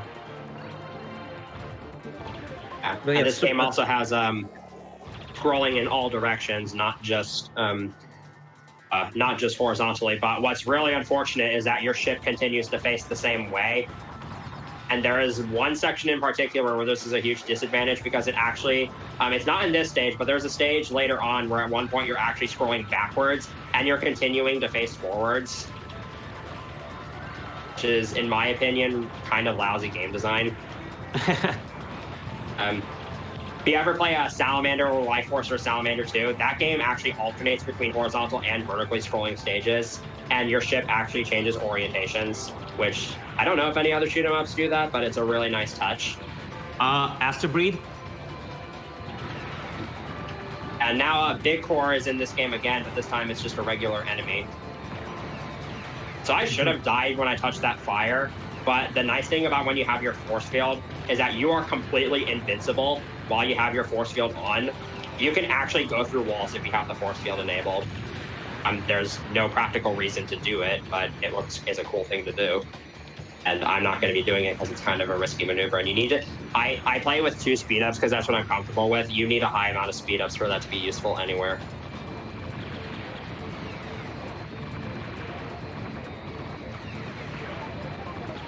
Yeah, well, you just brutalized those games. You deserve to be talking trash about the game's design. The first option hunter is gonna probably show up soon. I don't actually know when it's gonna. I don't know actually know exactly when it's gonna appear since I died earlier. But it's probably gonna appear at some point before the end of this stage. Option hunters in this game are pretty slow and not that hard to avoid because they have terrible, terrible aim. Again, scoring techniques is just blowing everything up and trying to take out as many obstacles as possible, which is actually really easy if you have the freeze type, because again, you can get your options into places that you couldn't normally reach regardless of your loadout. So if you are used to the Denmark or bullet curtain type games, this game is probably your best entry to Gradius because it's really lenient when it comes to hitboxes and also lots of bullets. It does become bullet hell later if you're playing on higher setting. Like if you need to look, if you are really interested in seeing how crazy this game can become, you just need to look up like loop 10 footage of this game. This game's rank maxes out at loop 10, I believe, and it's nuts. Like cannons are literally firing like one bullet every frame. There's no Fortunately, you gas. don't have to be playing the game 10 times in a row to get that. The unfortunate thing about unlocking higher loops in this game is that it's not enough to just go into stage select and play from there, because when you complete a stage in stage select mode, it just takes you back to the menu instead of progressing you in the game. So in order to unlock higher loops, you actually have to reach that point in the game from the very beginning. So you have to start on loop 1 and you have to play all the way until you reach loop 10. And again, a single credit of this game takes around an hour. So you're essentially playing for like 10 hours. Another thing is that you do unlock infinite continues in this game after a set period of time. I believe you actually get a credit added for every hour you spend playing. And once you reach 18 hours, you enable free play mode, which it means you have infinite continues, which hopefully I won't need. Yeah, like, but by 18 hours, you might as well get so good at the game that you don't really need the infinite continues. I mean, some people take longer. There's a learning curve. Yeah, this boss has infinite health. Pretty much, it takes way too long to die. Yeah, no disrespect here. That's It's kind of like a, I don't know, just shmup community is kind of perceived as very elitist, but at least the Elixir server is really friendly to newbies. So shout out to that one, just the partnered discord.gg/shmups. I'm there. I'm also there. I'm not active there, but I'm there. This game does have 2-player co-op. There are some most Gradius games have 2-player alternating if they do have 2-player, primarily the arcade games. This game does have 2-player co-op where you take control of a Red Big Viper or the Lord British if you want to be specific. But you only have like 4 shared options. You can have up to 4 options total, so you actually have to share options. So the optimal way is to do 2 and 2. If I let Ground Spider there live for any longer, it would have done this like artillery shell attack that's very difficult to dodge. But thankfully, again, I just killed it when it was right there. Bosses take forever to time out, so you really just kind of want to kill them. You know, shoot the core. The more cores, more fun. That's the rule. Shooting cores and getting points is just kind of the foundation for these games, and that's what makes them so great. Here's the only non-mechanical stage in the entire game. This is a cell stage, and now we have a bunch of Gaus, and they have returned from Gradius II. Not really much of a threat here either. This is a pretty interesting cell stage. It's actually very realistic looking. Although a lot of the things in this stage are open to interpretation as to what they actually are. Oh gosh, I hate this stage, just playing through it. It's so disgusting. Let's do a Light Force JP where the game actually has you believing you're going through like a living organism. To the kidney stones. Kidney stones cannot be destroyed. There's some great voice clips in that game. Right. I prefer Gaiden when it comes to the cell level. And cell level is really good. Yeah. This game just has long stages and very, very slow scrolling. So that's part of the reason why this game takes so long. Switch to the double here again. Just It's easier for me to take out stuff because it's slightly better than the laser. We have these little enemies to start off. These arms block your fire, so freeze options are kind of a must here to make sure you take them out quickly. And they do have a return fire that you can destroy when they die.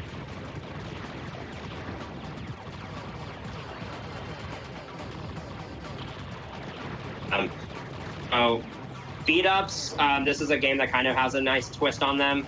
Normally, when in other Gradius games, if you reach a speed up value, you have to commit to that speed up value.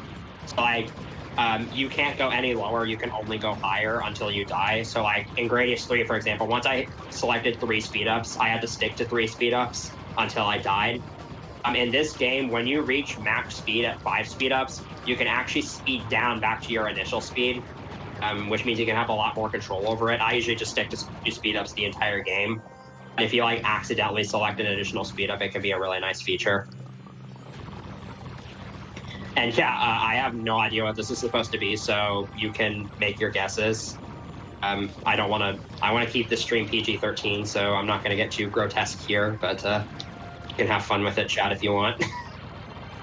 No, the fun is not allowed. It's GDQ. Yeah. Now have as much fun as you want. I'm having fun. And now we're getting to the part where this stage, this is probably the point of the game where players will really start to have trouble, because there's just kind of a lot of crap going around, literally. And there's a lot of tight squeezes you have to make in, especially in this section coming up here. And then you have enemies coming at every direction and firing at you all the time. Gradius Gaiden has really good difficulty curve for like learning the series, in my opinion, and so like even I agree. Modes if you need them. I always play Gaiden on hardest because it's not actually that hard. Relatively, yes, but it's good for learning. Just gradually eases you in, and has like most of the like typical Gradius stage gimmicks. It's also just a fantastically made game in general. Like the soundtrack, oh my goodness, it's so good. And now we have the regenerating walls again. I bet you didn't miss these guys. I can farm from them because they actually give score in this game, so I'm gonna continuously shoot them once I make my way through them. And this section has tapeworms, I think. I think these are tapeworms. They're a lot bigger than I've seen them in other sources of media. Just kind of have to wait them out, then shoot the core that's on the back of them. I don't know why they have cores. That doesn't make sense. But Tommy logic, or video game logic in general, you don't question it.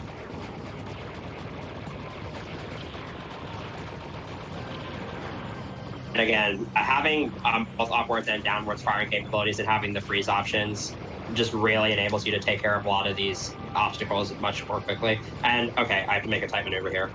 If you fail to kill that guy in time, then you have to do that little squeeze there, and sometimes the cycles make it really hard to guess where you are. And we got more regenerating walls.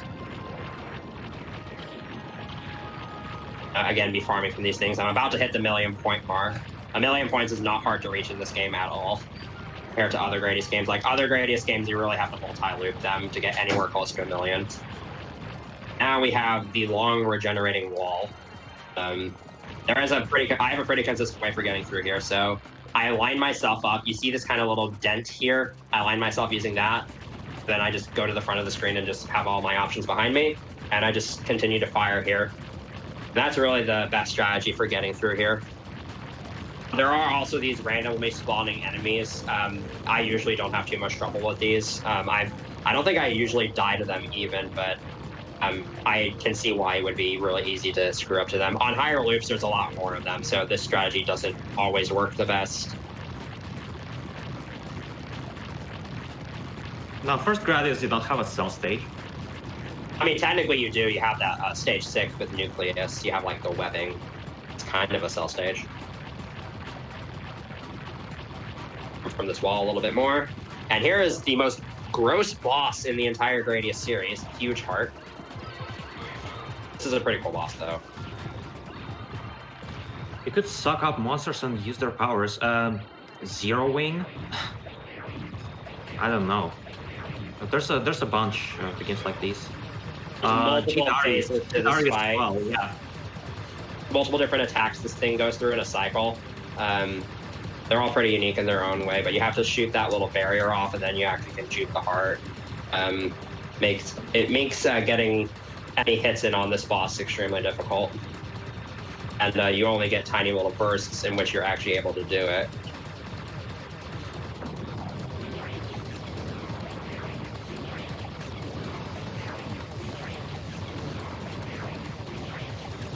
Boss can die pretty quickly if you have spread bombs and you're able to get an option inside of it. Oh, I might be in trouble here. The options are overpowered as heck. This fire dragon here is kind of obnoxious. It's dead now, so we're good. And, this death animation is disgusting.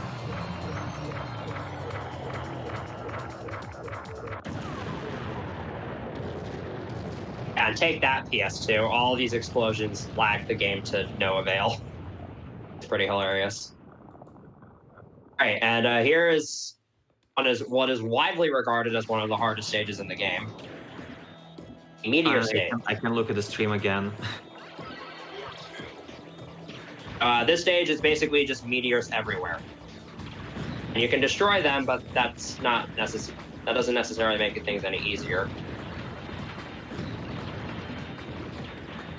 You really kind of have to rely on your hitbox to be able to squeak through some of these.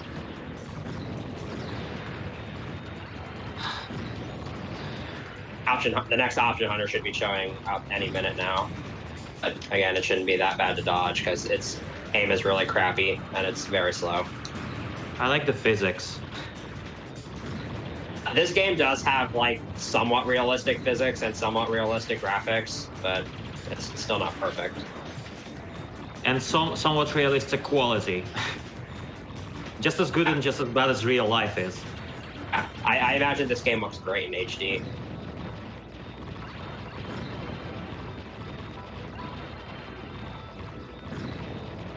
We have, again, infinitely vertical scrolling.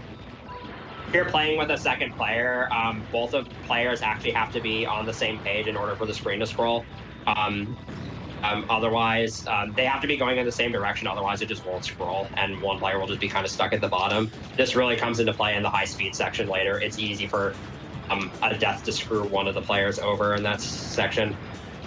So playing in the crowd does not necessarily mean that the game's easier. What's fun about this section is that I don't actually have a preset path for it, so I just kind of bumble about and just pick whatever path works. And it's also really fun because I'm constantly changing my option formation. Means I'm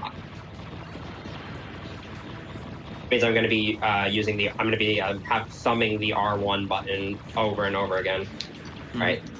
These hatches are finicky to deal with. There's also another set of hatches coming from this other end here with enemies that I have to take care of. Well, there's a game that we haven't talked about yet much, Xx. It's Konami's take on R-Type and X Multiply, and there were rotating stones at the start of the stage, which are a reference to stages in that game. For some reason, Xx is on Salamander Portable. There, in addition to Gradius Collection, which has 1, 2, 3, 4, and Gaiden, you have, surprise. You have Salamander Portable, which has Salamander Life Force, Salamander 2. But then it also has MSX Nemesis 2 or Gradius II, which is an entirely different game than the game you saw earlier in the stream. And I don't know how that killed me. And it also has Xx, which is just completely unrelated, but they needed a 5th game, so it works. Yeah, it can be kind of hard to squeak past some of these obstacles. But or playing with checkpoints, I would probably be screwed there, but I'm playing with instant respawns, it's a bit more lenient. Yeah, more of those Xx rotating stones. What's about their hitboxes, by the way? You mean the hitboxes of these meteors? Yep. It's kind of strange. I've had cases where a meteor's been pixels next to me and I haven't died. Okay, here we go. This is the Big Daddy boss, as I like to call him. Yeah, just in shmup genre, usually the hitbox and the actual sprites or just the enemy rendition, they do not necessarily have to be the same. Sometimes it's bigger, sometimes it's smaller, depending on just what game feel they're trying to go for. And yes, this boss is fancy. It's invulnerable now, so I just kind of have to dodge its attacks, and I'm using the meteors for protection against these massive, massive bullet spreads. And this isn't even the fun part. It's coming up in a little bit. Now it's going to do this one final ram. Did not want a blue capsule there. Okay. And at this point, Blaster Cannon Core basically says, ladies and gentlemen, welcome to Bullet Hell. In my opinion, the work can be realistic without adhering to, actual just precision of how real life works.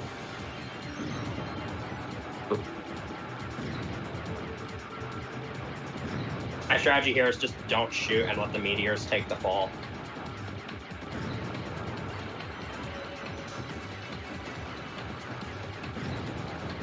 Good thing you have all of those rock bodies ready to defend you. I gotta try to take this guy out quickly. F for the rocks. Played an amazing role. So cinematic. Also, I can't see what I'm doing there, so I'm basically doing that blind. Yeah. Blaster Cannon Core, that was pretty good. Had a couple close calls there, though. Yoko Taro pointed out Treasure Games in particular as inspiration for Nier Automata. Never actually seen that game, but I'll take your word for it. Yeah, it has a lot of shmup bits. Mm-hmm. So I haven't mentioned this yet, but we are past the halfway point of this game, sort of. The first 4 stages are way shorter than the second 4 stages in this game, and that's partly because no matter how much you try to push it, stage 7 is in excess of like 10 minutes.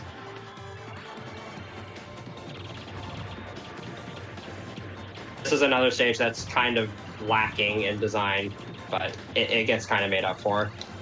First, we these little guys that shoot lasers in a completely random fashion. So how much harder the game is with the other laser types? E-laser, every boss dies in like 1 shot, maybe 2. Fire Blaster kind of allows you to have a constant ball of firepower right in front of you, and with freeze options, that can be really, really useful. And then Ripple Laser is nice for its rapid fire ability, but I just don't use it. And so, but what if you're about, gonna play with E-laser, you're much better off using your normal shot or a double type for non-boss fights, because the E-laser is not very effective in normal fall. But it's also like the option types that are not like freeze or directional. So the third option type is spacing, which sort of has 2 options placed above you and 2 below you, sort of like the formation options in Gradius III SNES. And you can use the R1 button to control how far apart they are from you. Just like focus mode in Tahoe. Then the 4th option type is rotate, where when you press R, it's another classic option power-up that's in several other Gradius games. If you press R1, the options rotate around your ship, and they can rotate clockwise or counterclockwise.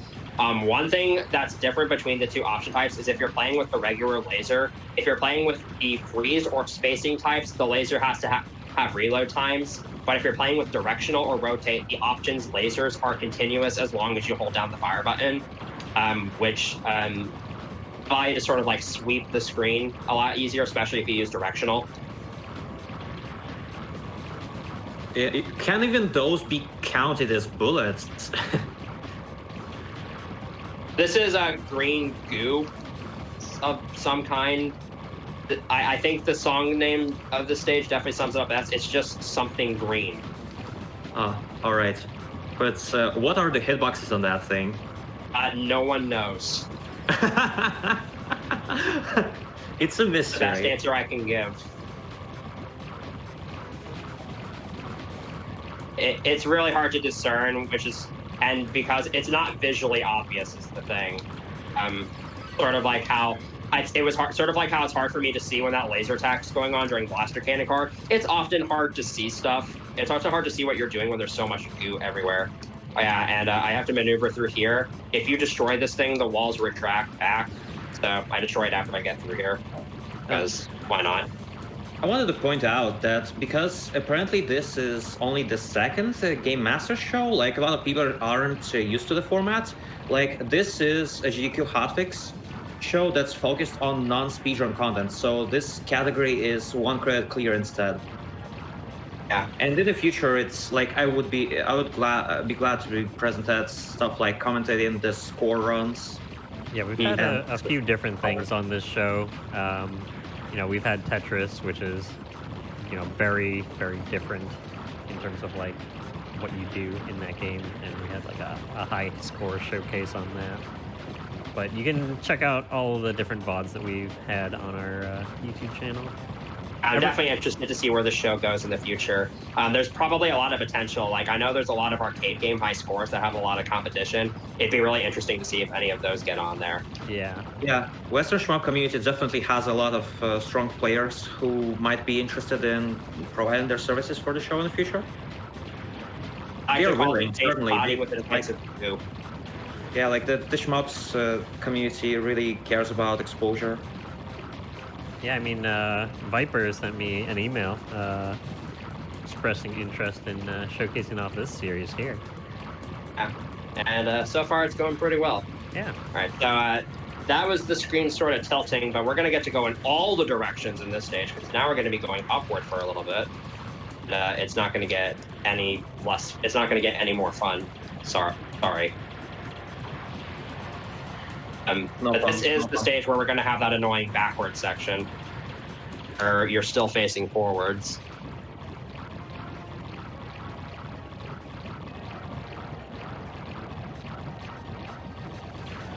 Unfortunately, the weapon loadout I'm using isn't totally effective. There's not really an effective weapon loadout against this goo, because it does kind of take multiple hits to destroy, but it also kind of doesn't. And the hitbox of it, again, is not entirely obvious, so sometimes you don't know what you're hitting.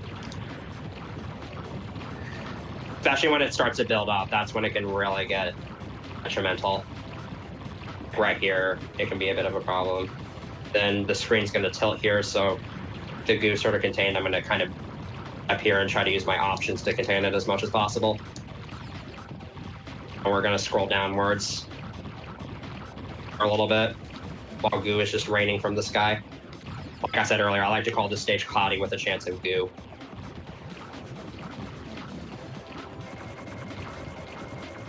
We got these enemies again. So here's the backward section. If you have checkpoints on and you die here, basically have no chance of getting any power-ups. All the enemies are coming from behind. By the time you're in front of them, they're already too far away from you to kill them. Or the power-up capsules are too far on screen and you can't reach them before they scroll off screen. So in this game, scoring is a bit more important than in the others because of, you know, instant respawns. So you having a lot of lives means you get farther. It's also easy to... And this is another game where extends are somewhat sparse because it's first at 300,000 and then every 500,000. Since it's super easy to rank up high score values in this game, you could theoretically get a lot of lives, as long as you're good at going for long periods of time without dying. Okay, and now we're coming up on the second boss rush. This one's about as hard as the first one, I would say. I don't know if I can necessarily call it any easier or harder. And absolutely bombastic remix of Aircraft Carrier for Reserve Treasure. I don't actually think this one is the best, but I would definitely consider it second best. I actually think the Automedius Excellent version is the best. Automedius is an entirely different thing altogether. I'm not going to go too much into that, but definitely look it up. This is Rolling Coal. You saw it in Gradius IV. It's a bit more simplistic, and I would argue this is the easiest boss in the game. If you die to this boss, I don't know what's wrong with you.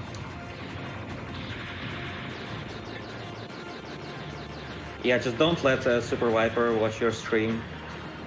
Ever. I'm joking. If you don't know what you're doing, that boss can be tricky. Oh yeah, here's Circle Core. You just kind of do this.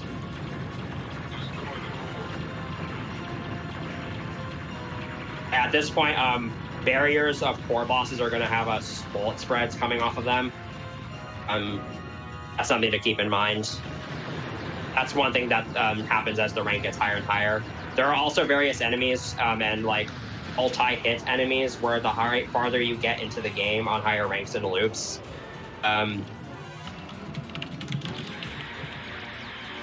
then some certain multi-hit enemies will shoot like a sunburst of bullets. Here's Big Core Mark III again. Pretty epic remix of Dark Force.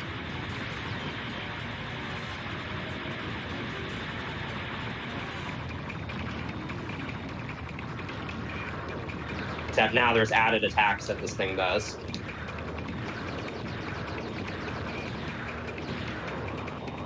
Being able to move the options in such a manner is like, it adds a lot of depth to the game. It allows for a lot of really creative boss strategies as well. So those two bending lasers do home in on your position. You got to be mindful of those. All right, I should take out this third core really quickly here. So Covered Core Mark II is the final boss of this boss rush. It's an upgrade of the Covered Core boss from 2 and 3. What's cool about this boss is that on higher loops, they actually add cores. So on the first time you fight this boss, there are only 5 cores. I believe it can go up to 14. There is a somewhat of a safe spot where you can actually hide in between the cores and the center of the boss, but I find that to be cheap. So we're not going to do that. We're going to kind of play this boss the way you were intended to. Again, that's only possible due to a really small hitbox. That's the game ever slowed down, really. I don't remember. It's been a while since I played this one in particular. It slows down during boss explosions. Okay, here's another option hunter. Yeah, so this is also good if like getting used to the slowdown is complicated. Okay, so explaining how the option hunter is really terrible. I basically barely moved vertically at all, and the option hunter was nowhere near me. That's how bad it is in this game. Okay, go. Pretty simple fight if you know what you're doing. The missiles that fire sunbursts of bullets when they explode are the tricky part of this fight.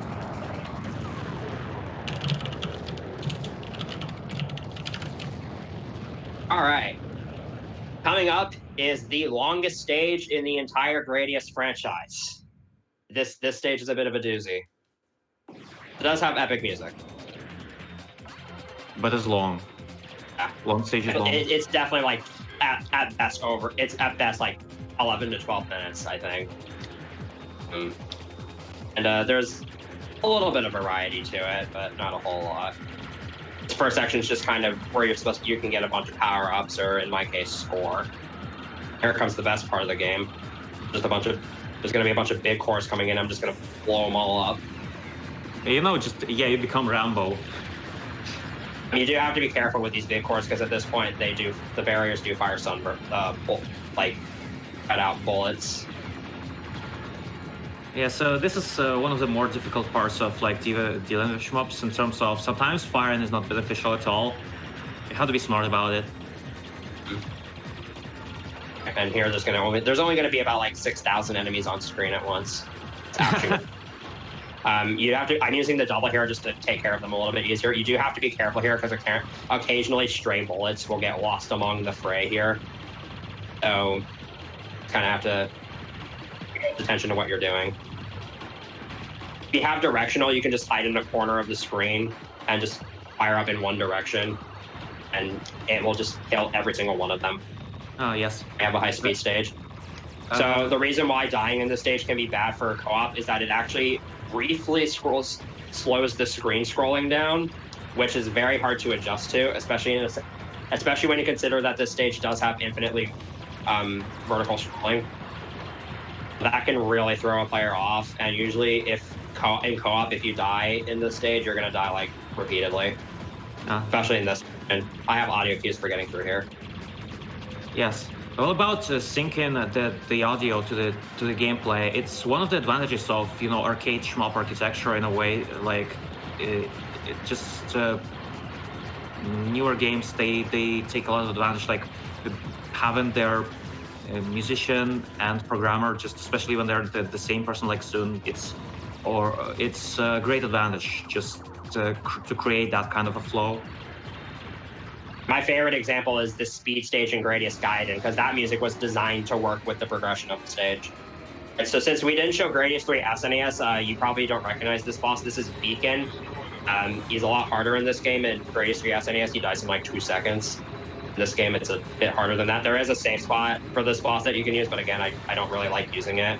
So I like actually having to dodge the lasers. If you just sit directly above or below Beacon, the lasers fire vertically and will never hit you. But we're taking this on like a man does. Do you feel tired? Pretty well. Do you lose your power-ups when you get hit? Oh, yes. In this game, though, you can recover your options if they die. All right, I'm just going to let the first few seconds of the song speak for itself.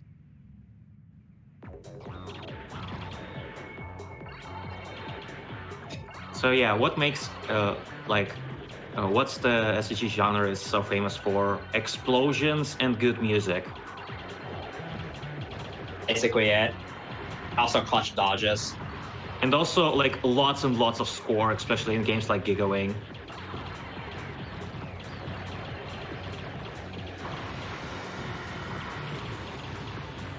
And insane bullet patterns. Like I've seen some pretty crazy ones in the Toho games.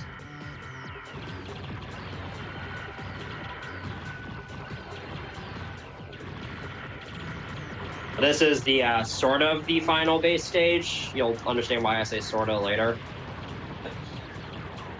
It's a base stage. It's another mechanical stage. You know, you kind of understand what's happening here. Let's have some pretty groovy music, though.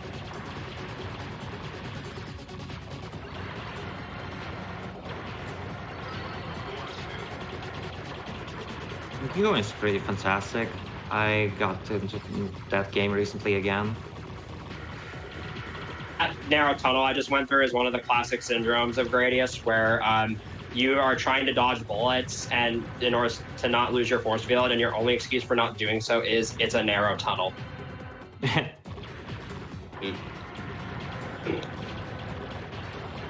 we got moving walls. Oh, vanity. Nothing out of the ordinary. Yeah, that's a fantastic Dojin game. Though Hellsinker, that's got released on Steam recently, is another great one that I also played on stream recently. Okay, I don't know how that bullet didn't kill me, other than your hitbox is amazing. So it's kind of funny just how schmuck complexity it ranges from just fairly self-explanatory games like Gradius to stuff that's told to be made intentionally confusing and like mysterious to figure out as Hellsinker, even though that game has a fantastic manual. So just there are games that are mimetic for being hard to figure out. But still, it's just that's part of the appeal for me. Okay, so here's a section that's really fun. So we have to shoot these balls here to block these laser beams, and these guys are your flens. And yes, I said that. I said that incorrectly on purpose. You have to be really, really careful when shooting these guys. If you get just a tiny bit ahead of yourself, you're dead. Okay, I nearly screwed myself there, but I saved it. All right, going pretty well. There's a pretty obvious order you want to do those in. Also have stuff flying at you from every direction, which can make it pretty hard because you have to be shooting the entire time. Here's a section where you just get a bunch of power-ups. It looks more dense than the section in Gradius III, like the fire scramble, but at the same time, it's so much easier. Due to the hitboxes being lenient. I don't know, man. It's super easy to accidentally shoot one of those balls ahead of the laser beam, and then you're just like, well, have no choice but to just ram into the laser beam. At least it's easier to enjoy this section, subjectively. These mines sort of home in onto your position. Right, kind of careful about that. Because you cannot avoid like touching a power-up. Sometimes power-ups are not your friend in terms of like when you're already. I don't know what I just did there. This is interesting.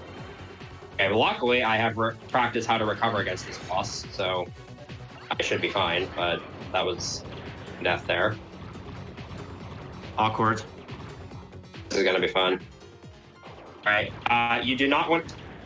Oh, that ducker just owned me. Okay, you don't want to be near the floor or the ceiling when it rises there. It can actually kill you as it's rising up. All right, let's see how this goes. So there's gravity pulling me to the edges of the floor and ceiling here. Gravity in my shmups. It's more likely than you think. This is basically straight out of Nemesis 3 MSX Stage 3. That stage also has this similar gravity function. On high loops, this thing is ridiculous, but I'm low rank like it is right now because, you know, I died. Keeper's Core is fairly generous. Well, those of you who are familiar with I Wanna Be the Guy fan games, you should know that like a lot of them, they take inspiration from classical shmup games, just as Caves, Dodon Patch, and so on. Okay, so this second phase is important. You have to clear out one of these barriers before this thing rams you, or you're dead. Because the only way there is enough room to survive the ramming attack that's coming up is if all barriers are cleared out.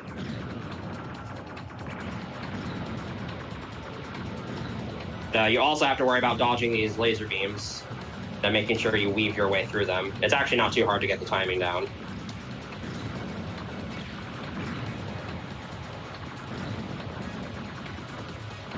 Gradius, directed by Kojima. You know, just...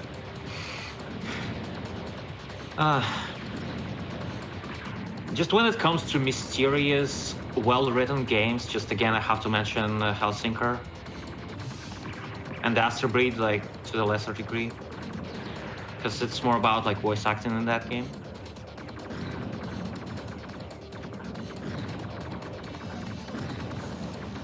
But they are vertical mode for the most part. Whoa, I didn't see that bullet coming.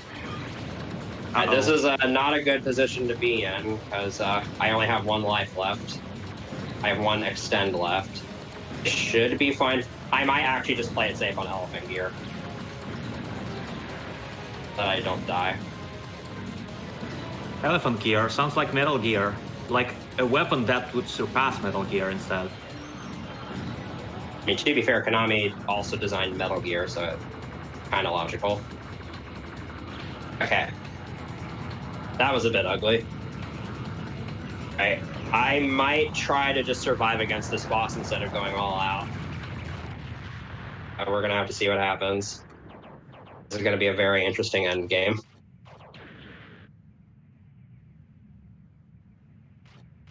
Seconds of quiet. Then we just get this super dramatic music. So what is the Elephant Gear, you may ask? It is this game's Crab Walker with... it is actually destructible in this game, but it has 12 cores. Wasn't one of those called Shadow Gear? Like, wasn't the third one? As Gradius III is Shadow Gear. I think 2 is Club, 3 is Shadow Gear, Gaiden is Soul, S-O-L, 4 is Club 2, and then this is Elephant Gear. In Parodius games, they're women. You heard that correctly. I'm not going to go any further than that.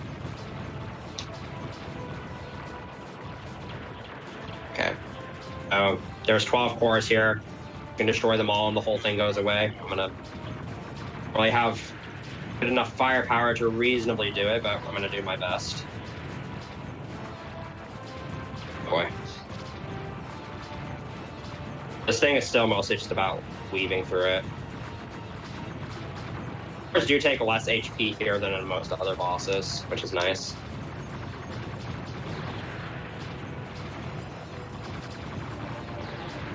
You have to be mindful of what you're doing. There's also, of course, 7,000 duckers all over the place. You want to make sure you kill those jumper enemies right away in any game, as they can fire huge sunbursts. I should be getting an extra life soon, so that's nice. That's a nice little consolation. There we go. The double. Normally Elephant Gear is dead by now, by the way, but I kind of don't have all 4 options. That one of those cores that's on that middle leg is actually the hardest core for me to take out. It's just super hard to reach. This thing does eventually go away if you don't kill it, but it goes away quicker if you do. So I have one core left. I can try to get it out, I think.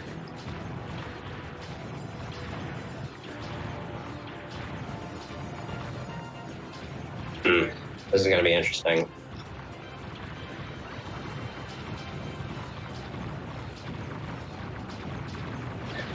There we go. There we go. I killed Elephant Gear. A little slower than I would have liked, but that's it. And now I just kind of spawned some enemies in replacement of it. Enemies are actually surprisingly annoying to deal with. And they spawn hereby, in random positions. I award you with the title of Big Cores. I'm gonna try to get this thing.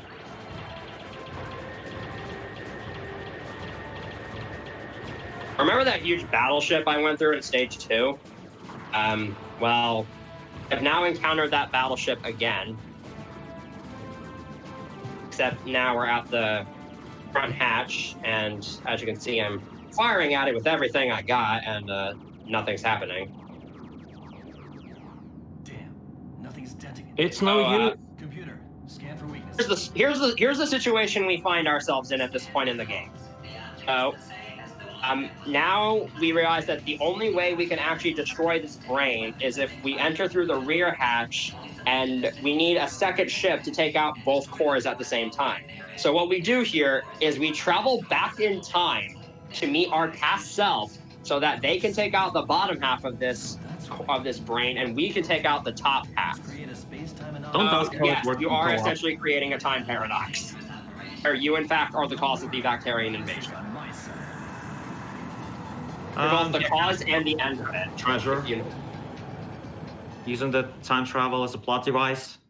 Mm-hmm.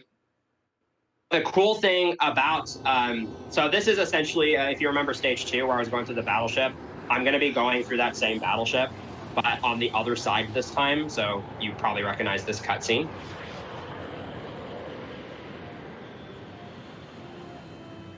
Can you read me? This is Vic Piper. Except now the dialogue is reversed because now we're saying what was told to us. If that makes any sense. I am you, but from the future. There's no time to explain. And then considerably more angry. Anything? Right. And we have option hunters. I do have one option, so I hope it doesn't get stolen. These option hunters are unavoidable. Even if you have no options, they still show up. Right, so there comes the explanation of why do you do a certain thing in stage 2. So that's kind of fancy. Okay, so I'm still not going to spoil it, but just know that good things are going to happen here, and it's actually advantageous that they're going to happen because I am somewhat underpowered for my standards. This is the true final stage, so it's not horribly long, but we're coming up on the end here. Yeah, this probably looks at least somewhat familiar to you. So the game saves the inputs you made during stage 2 and replays them during stage 8. So this is where that thing I did earlier is going to come into play. Because here comes my past self.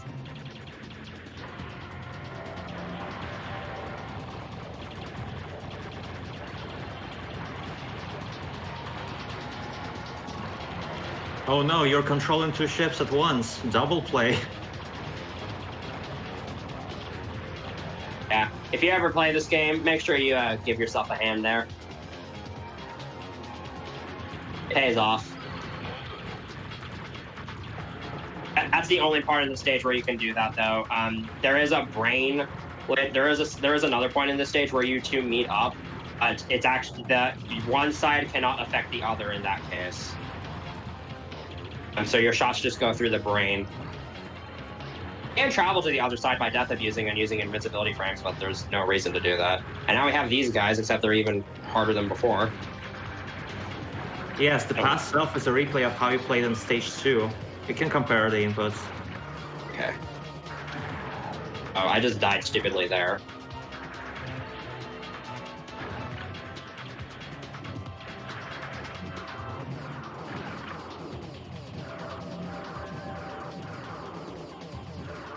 This is going to be a really, really weird ending.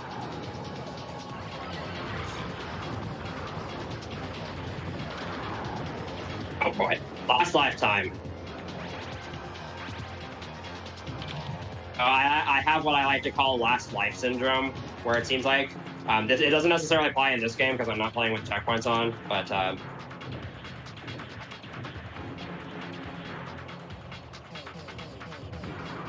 gotta make sure I kill this guy quickly. Otherwise, it's impossible to get into this door. There have been people who have lost 1 CCs to failing to get into that door.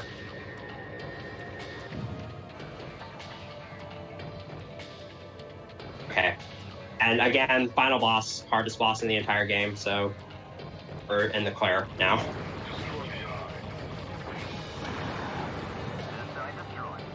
Okay, keep going ahead. Roger that. I'm out of here. Good luck. You too. Galaxy Brain. Yeah.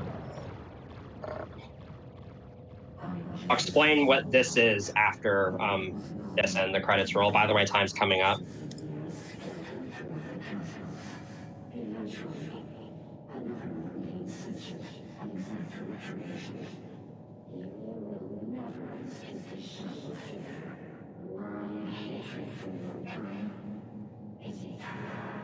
Boom.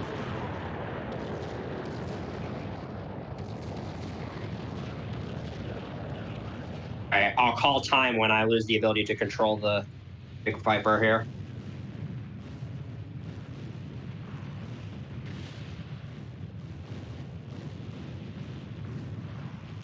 And then I'll explain what the whole deal with Dr. Venom is, or time. That was incredible. Yeah, well played. That was a bit of a clutch ending. Failure. So Dr. Venom is actually the designer of the Vic Viper spaceship. James Burton and Dr. Venom are not actually human. They are a species known as Reekian. And apparently Planet Gradius at one point adopted this like anti-Reekian policy or something. And this caused Dr. Venom to get extremely butthurt. So he and several others organized a coup d'etat attempt on Emperor Lars. And it failed because they got caught. So they got exiled to this prisoner planet known as Sard. And while there, Venom got mutated and formed an alliance with the Bacterians. So he's a major antagonist in the MSX games and makes sort of a cameo appearance in this game, I suppose. Oh, and by the way, this game has lore in it. Yeah. MSX games have some interesting lore, and Salamander for the MSX, just getting the good ending in that game is so obscure. So the MSX, I believe, has 2 cartridge slots from what I understand. You have to have Nemesis 2 in the second cartridge slot in order for the good ending to work in Salamander MSX, because it unlocks a whole extra stage. Nothing in the game tells you this. So, no, I have no idea how you were supposed to figure that out. Yeah, that was Gradius V, this credit sequence. Thank you all for watching. These runs went a lot better than I thought they would, even though Gradius V had a bit of some insane moments near the end there. So this credit sequence is kind of long, so I'll go ahead and let you make your closing statements. All right. Thanks for the shmup community of partnered Discord shmup server to join in and explain on a couple of moments, because yes, the genre is definitely accessible. Just have to put some effort into it. And Viper, any final words from you? No, again, you can check out me on Twitch. You've probably seen me before on GDQ with Galaxy II and other games. I do speedrun often, but this is just something fun I felt like would be nice to show off on GDQ. I have a lot of Gradius content on my YouTube channel. You're welcome to check that out. And definitely check out the Shoot 'em Ups Discord, or even there's a Discord server dedicated entirely to the Gradius series. That's also a really good place to go out there. That place is specifically dedicated to Gradius fans. And check out SGG Weekly. Check out Maybe there'll SGG be Weekly for sure. More episodes with you as well. Just some of the Gradius games that we haven't covered yet, like especially like Nemesis 2 and 3. And Gaiden is really good. Even the Salamander games and the Parodius games, I didn't want to show them because they'd be a bit too lewd, to put it lightly. But yeah, any final thoughts to our host? Just great job, Viper, and thank you very much, Extruder, as well, for that insightful commentary. You're welcome. And yeah, just a couple quick announcements before we head off for the night and do a raid here. Want to remind everyone that we have West Coast Weekend coming up in November, and the submissions for that are open in 2 days, October 18th to the 25th. So if you live in California, or if you live or are from California, Oregon, Washington, Nevada, or Arizona, get your submissions ready for that. We have Fleet Fatales coming up on November 15th with the volunteer applications and prize submissions open from now until October 24th. So be sure to get those in as well. And then tomorrow we have Runners Wanted, where we're going to be showing off Star Wars, The Force Unleashed 2, and Animaniacs, The Great Edgar Hunt. So be sure to tune into the Games Done Quick channel at 2 p.m. Eastern tomorrow for Runners Wanted. And with that, I just want to wish everyone a good night, and we will see you all next time. Bye-bye.